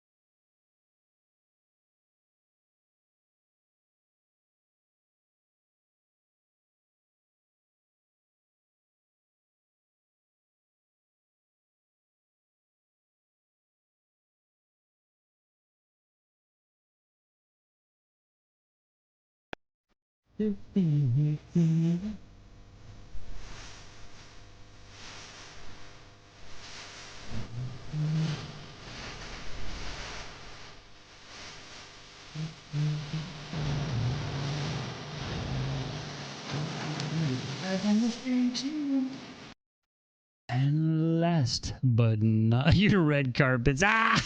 And last but not least on the tour.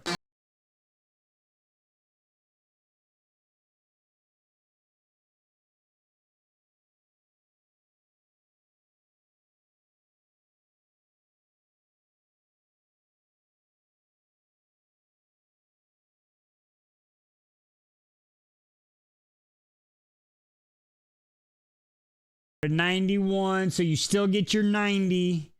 Which one do you want to go with, Pixie? What do you want to go with? You gotta pick a boat. Boom, boom, boom. What is she gonna go with? What is she gonna pick? Let us see. She goes with 5. 1, 2, 3, 4, and 5.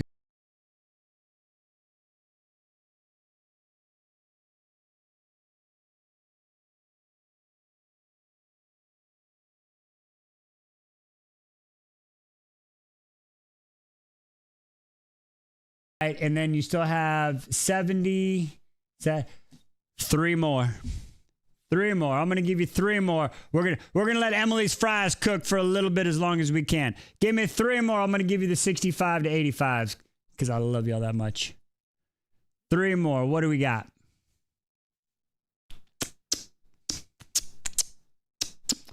See how she does. Every time she gets 3, she usually 2 out of 3. She said 3 minutes. Well, if she said 2, 8, and 11.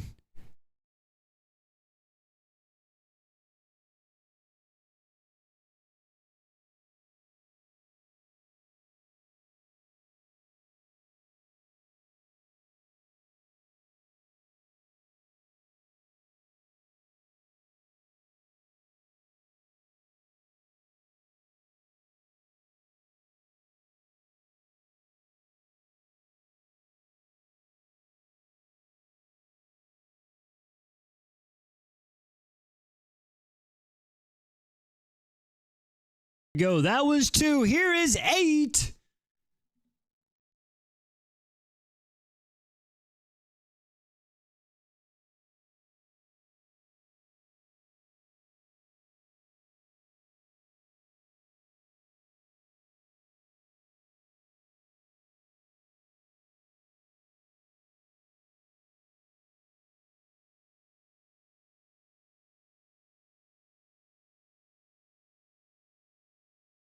Right. right. And then there was 11. 1, 2, 3, 4, 5, 6, 7, 8, 9, 10, 11.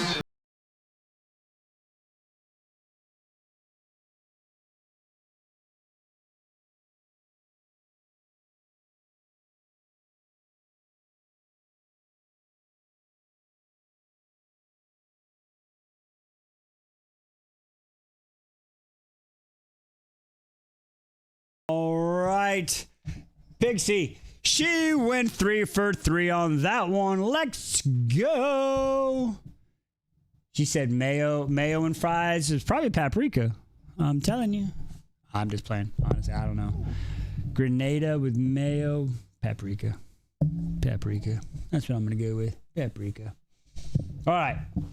So, all right. We've got one more chapter for tonight. I feel bad for not being around lately. I have a Tamlin. Oh, don't worry about it, Britt. Listen. Last week was like the sick week for everybody. He dropped the ball. Hell yeah, nobody's covering the bag, you twat waffle, run. Fucking sorry. Okay. Anyway, so Monday we did the live. Wednesday, I had a horrid day. I couldn't even done anything. And we didn't go live Wednesday night. And then Sunday, everybody was freaking not feeling good. And my computer decided that it freaking didn't want to play. The buttons stopped working. We only went brunch for like an hour and a half. Okay. So trust me, you're not kicked out of Quest Squad. You're on leave right now. It's okay. Oh, she said, I forgot. You forgot about baseball game being on. It starts at, listen, the Dodgers, most of their games come on at about 9 o'clock my time. Okay?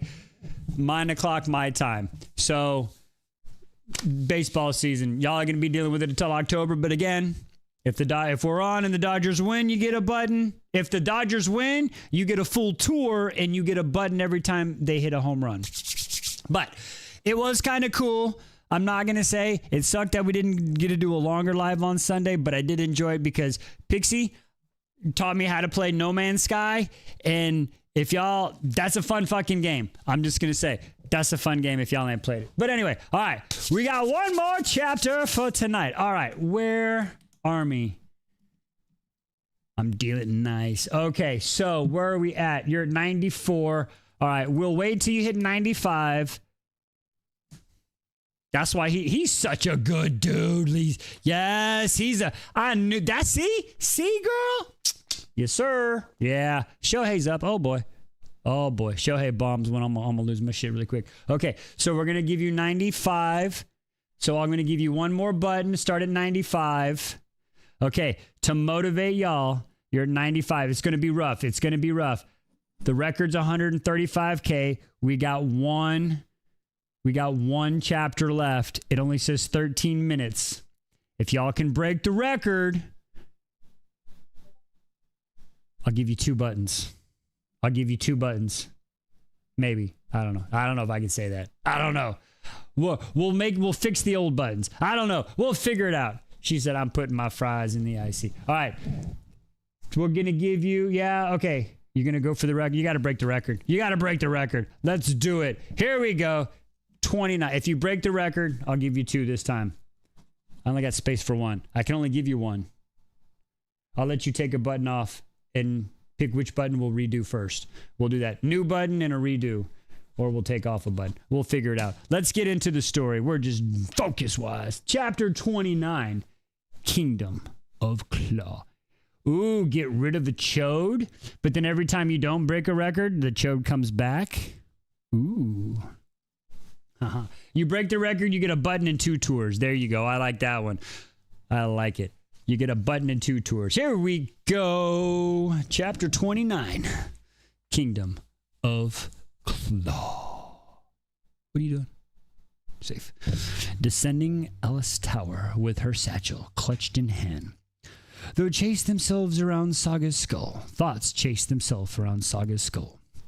Missing Galdra, the Black Coke, an escape plan, but first, locked cabinets. Immediately, the cabinet below Master Elfson's work table came to mind.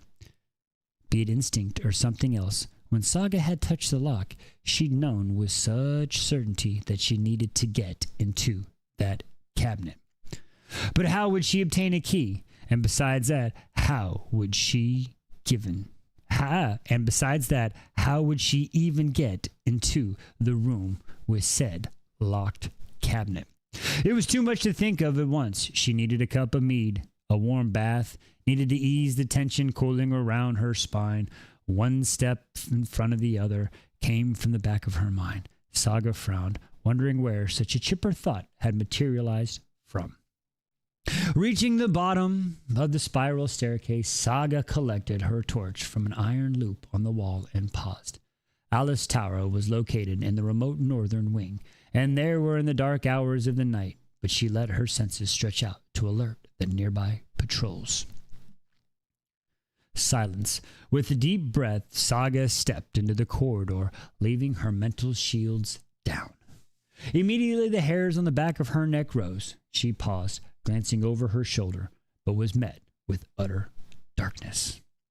Rounding the corner, Saga held her torch aloft as she found the tapestry with the mad-eyed berserker.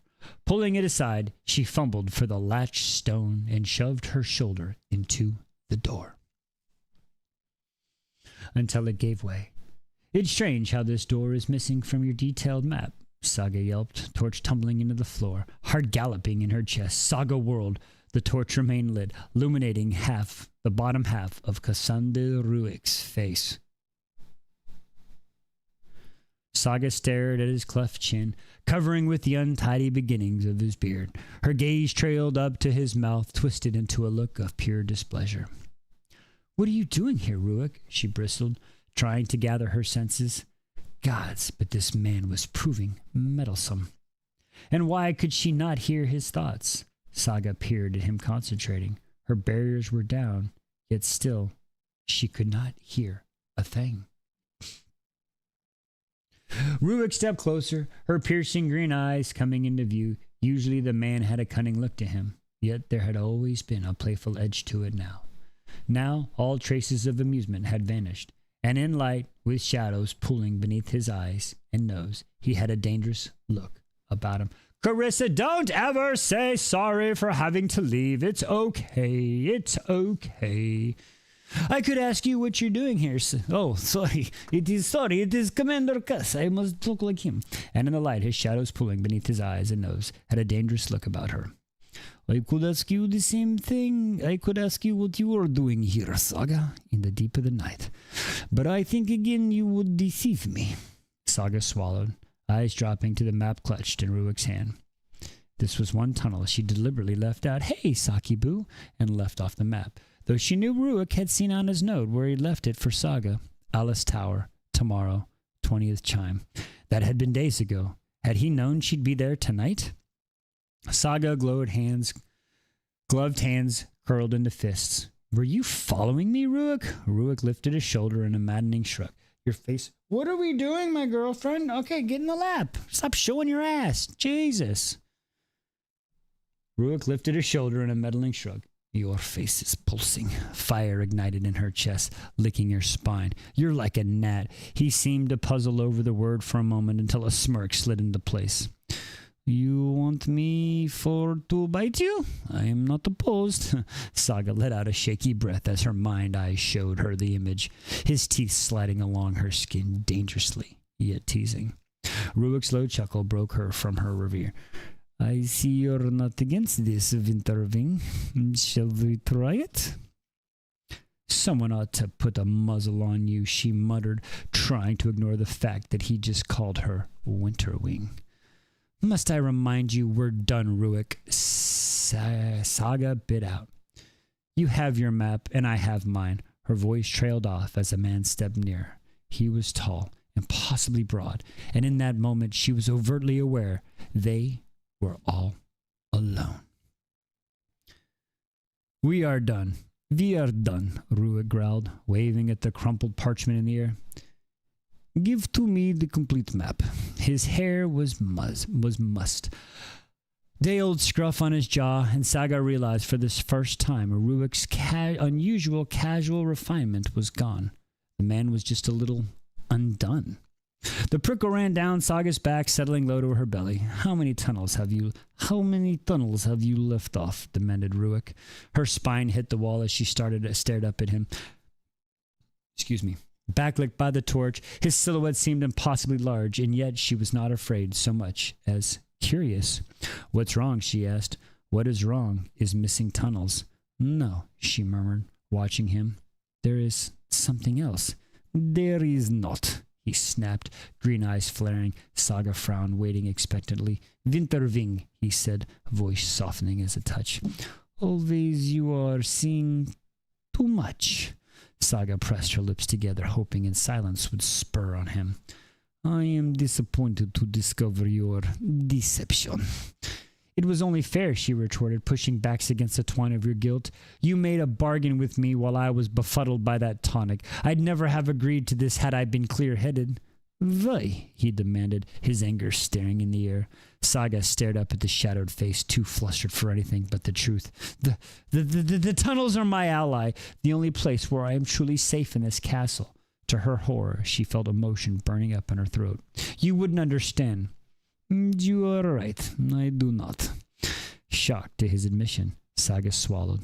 But, said Ruick, irrationally plain in his voice. We had an agreement, and I have little time left.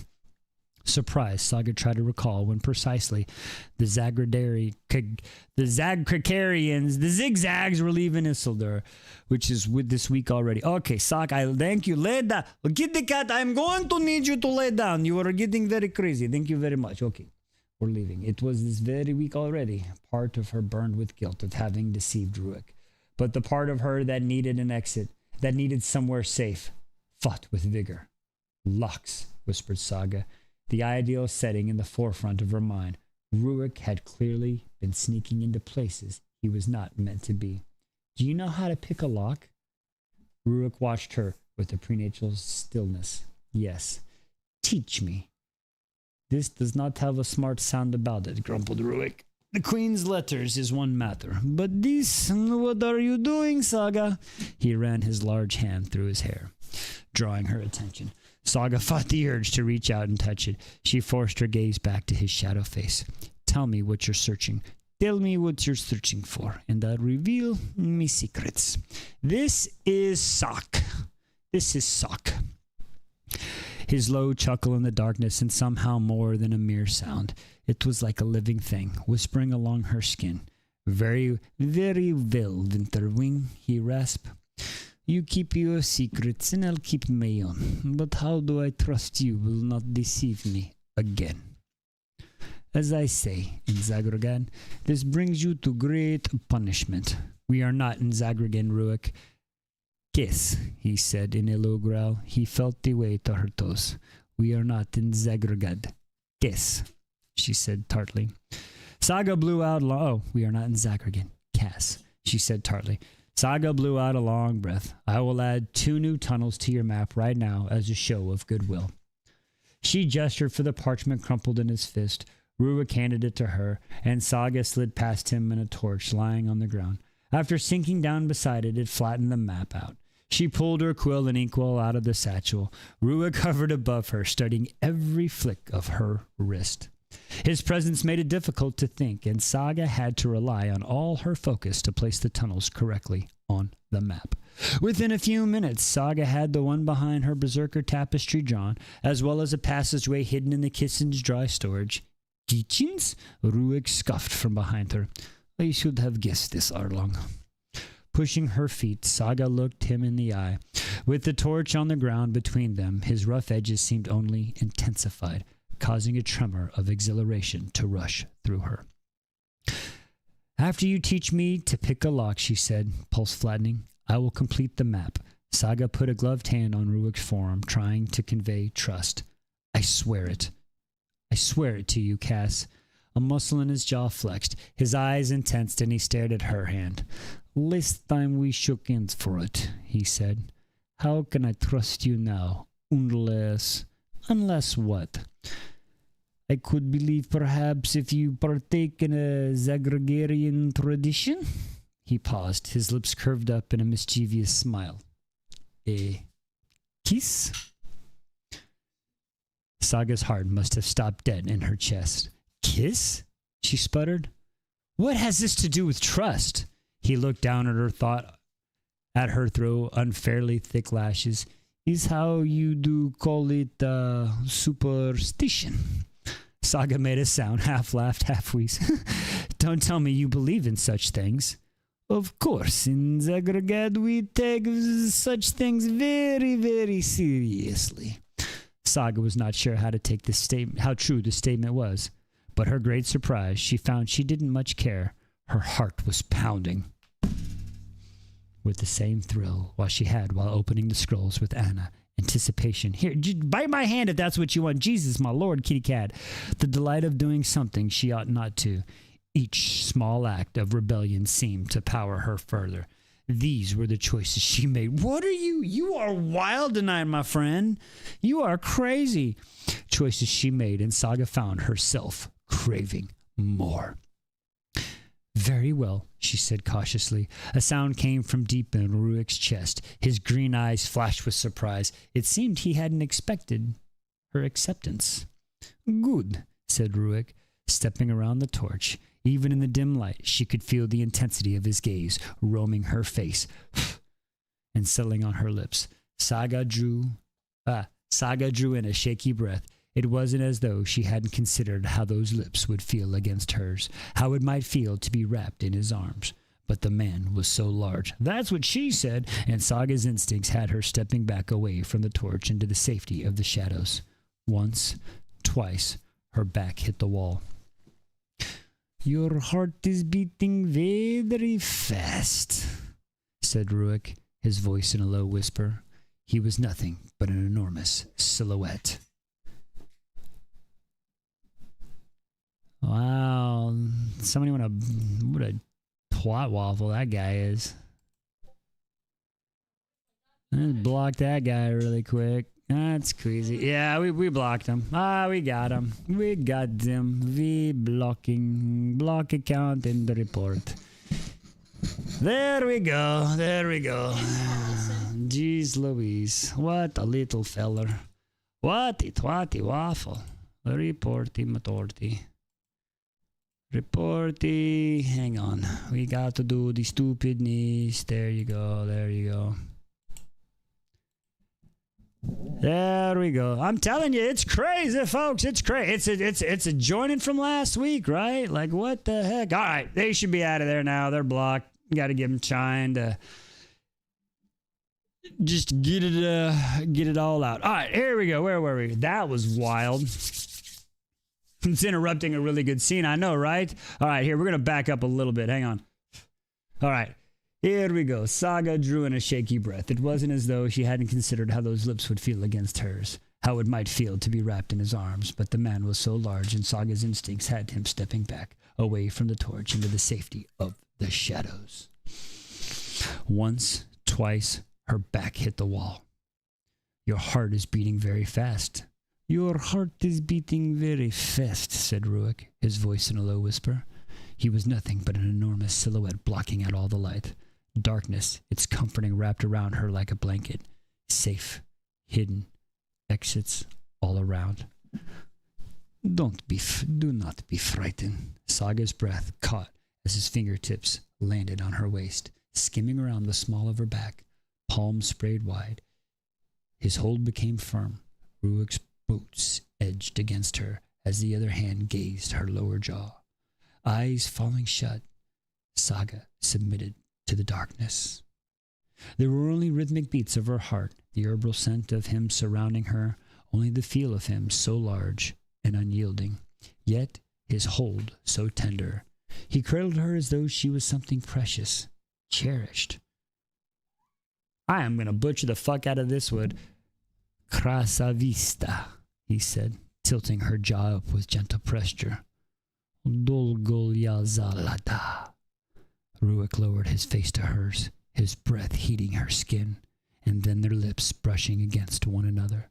Saga was hot and cold all at once, and for one infinitesimal second, she was lost to this world. But as soon as it had started, it was over. Ruik drew back, his hands falling away. Saga felt the loss of his touch, like an ache. Eyes flying open, irritation last through here. That's it? She could feel the smile on his darkness. You were expecting more? Ha! Saga had somehow been reduced to a creature of need. Ah, he just pulled them strings, girl. Woo! Moist. Grabbing him by his jacket, she yanked him back in. Ah! Got him, coach. Yanked him back in. Guys, I'm telling you, guys, cheat codes, I swear to God, they're just fucking cheat codes. You jackasses, not reading books. Grabbing him by his jacket, she yanked him back to her, pushing onto the tips of her toes and sliding her lips against his. Saga hadn't a clue of what she was doing. All she knew was that if this was to be her first kiss, she wanted it to be something worth remembering. Your fire, he breathed as their lips broke apart and came back together. It drives me mad. No more talking, Saga said, hands skimming along his jaw to hold him. Ruik made a sound of satisfaction from somewhere deep in his throat, sending a thrill spiraling through her, burrowing deep in her belly, hands sliding around her waist and up her back. Ruik crushed her to him. He was so large, so sturdy, so utterly warm, and Saga molded into him. All of her sharp parts, all her defenses she erected over years in this place were slowly melting away. Her body was growing soft and supple, and Saga realized distantly she was letting go. Not fearing for her safety, not searching for an exit. Was this what it felt like to just live in the moment? To feel with no fear? I should be in my room, she gasped in glee as his lips moved to her neck, his stubble driving her mad as he scraped along the sensitive skin. Do you wish for me to stop? Don't you dare, Saga's head tilted back, thunking against the wall. Ruik laughed into her skin, the vibrations making her body throb with need. Good, he rumbled. I am not nearly finished. His lips moved back to hers, tensing them apart, tongue sliding to her mouth. Everything was molten and loose, so free. Her insides were liquid heat. There's liquid, all right. Her knees buckling, but Ruik held her pinned in place.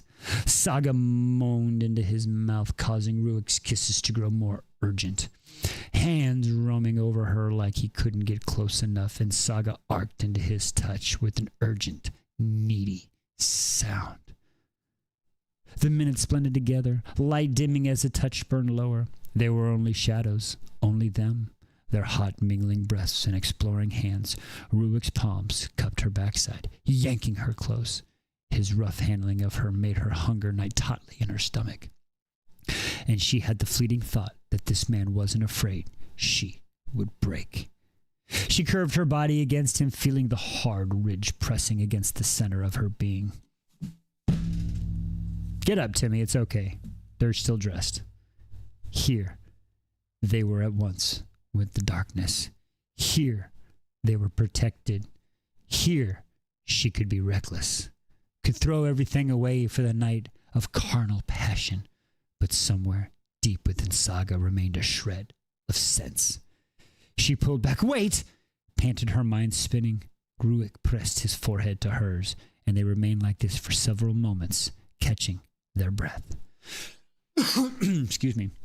In case you were wondering, he said in a long last Ingzagraka would be considered acceptable kiss to confirm the deal. Saga couldn't help it. She laughed. And before long, Ruik was laughing with her. A confusion of want and logic within her as she righted herself and met his gaze. This was easy. He was easy. And as much as she wanted to linger with him, she knew the hour grew late. I must return to my chamber, she said at last. I am this way, nodded Ruik, indicating the opposite direction. He retrieved her torch from the ground and helped her onto the passageway behind the berserker tapestry. After a weighed look, Cassandra Ruick closed the door behind Saga. Alone again, in her place of safety, Saga allowed herself to smile. She had a moment of freedom, and in that moment, she had chosen, of all people, him. Cat butt on the way out. Wow, you were just dropping it, dropping the cat butt right there. Holy crap, my girl. Oh, no, you didn't. What did you get? You did it. Oh, where you at? I see point one. I don't see. Oh, no. Where are we? Did we make it? Did we make it? Where are we at? What is it saying? We're 139. Let's go. You did it. New record. Nice job, voices. Nice job. There you go. Now there you go. There you go. All right. New record. Let's put it on the board. New record.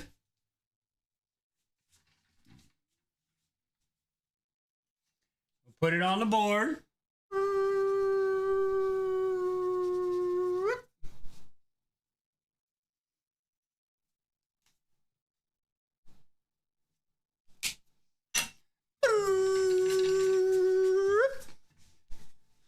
Congratulations. Oh, I got a toe and a sock up on this. 139.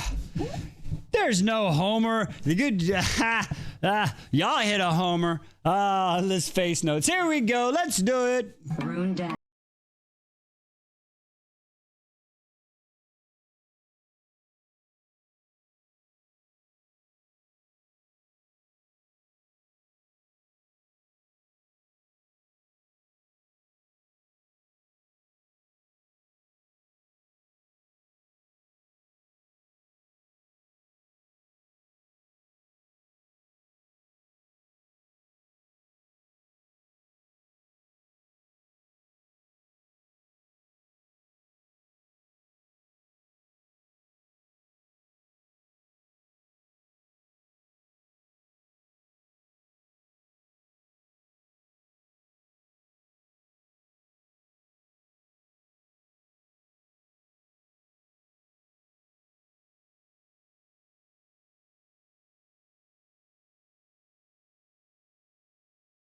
I brushed Lily's teeth. Oh, thank you, love.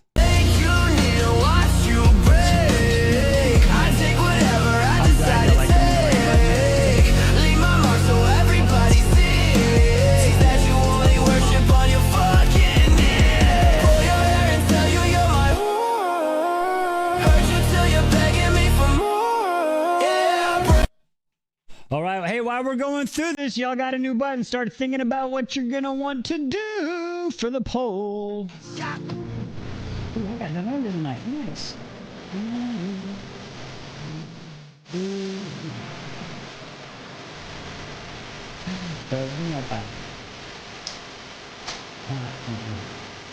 I was going to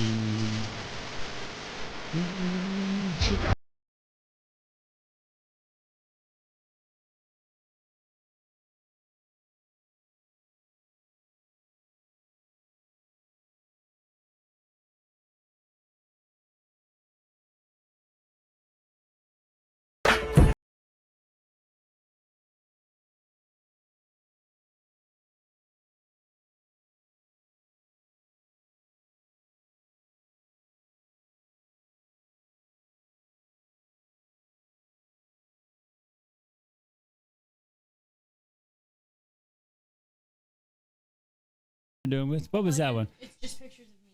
What did I do on that? That was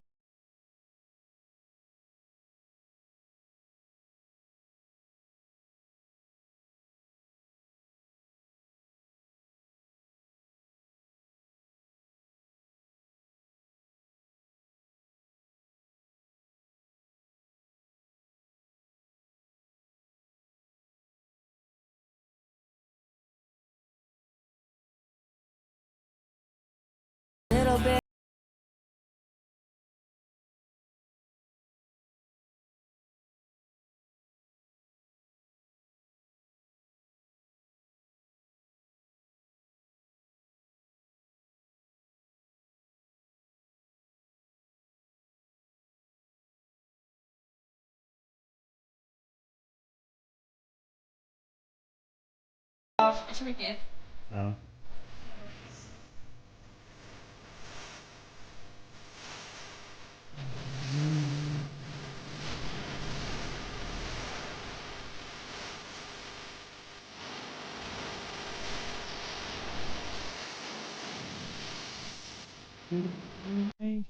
All right, here we go.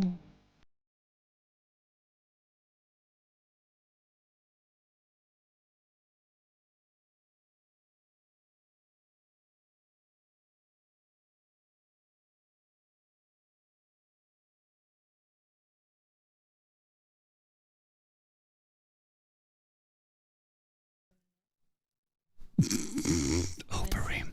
All right. Okay. There. Oh, he said here.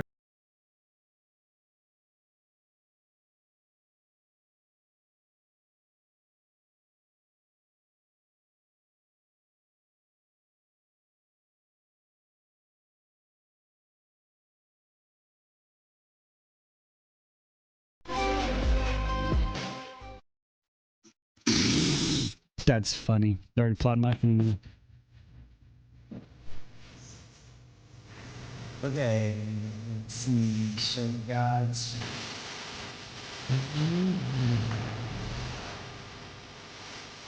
Those who lost phone.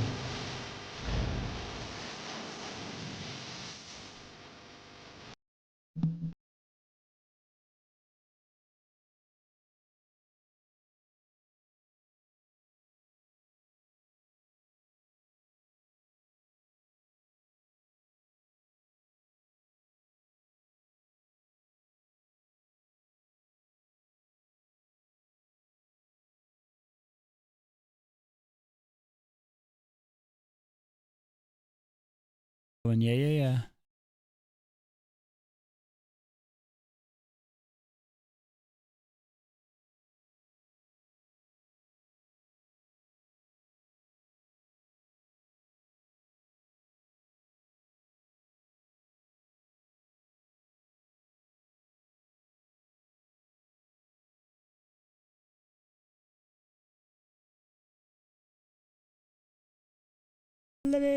What's up? What's up? All right, where were we on that one? What was that?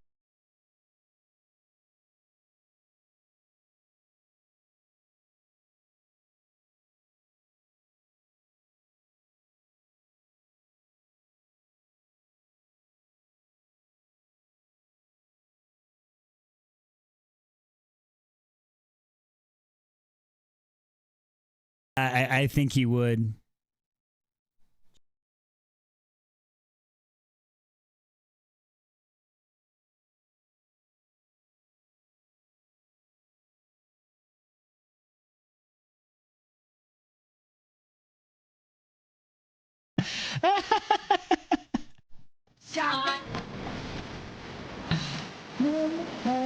We are on the we call this the button tour. It's my little reward for all my voices that come out and watch and give me the little likes. This is their reward. We make thirst traps and have fun with it, I guess you could say.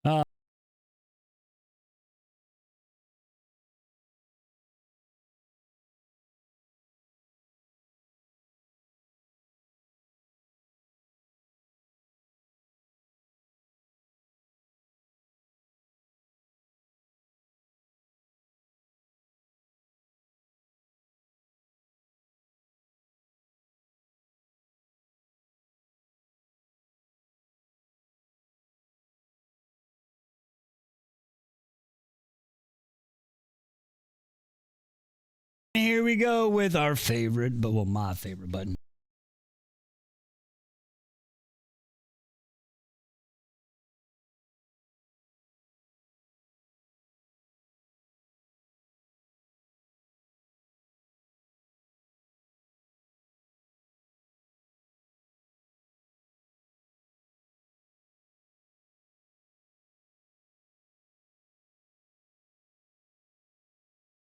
That's funny.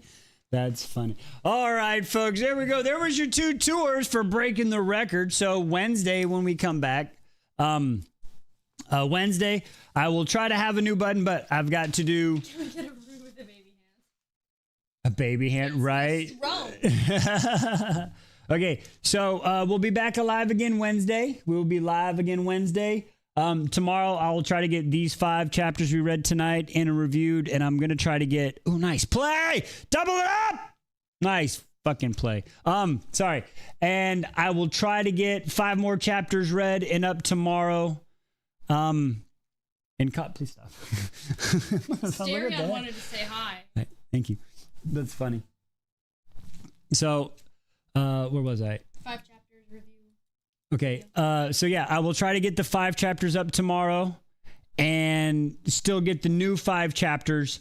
And then if I can get all that done, I will get you the longer version of the chokehold. I will get that posted. All right, folks. With that being said, thank you all for stopping by. I hope everybody had a good time. Please check us out on our YouTube or in the Discord. Our link tree is in the bio. And don't forget, there is a magic treat out loose in the world if anybody can find it. Good luck, folks. Until next time, we will see you then. Have a good one, folks. Good night.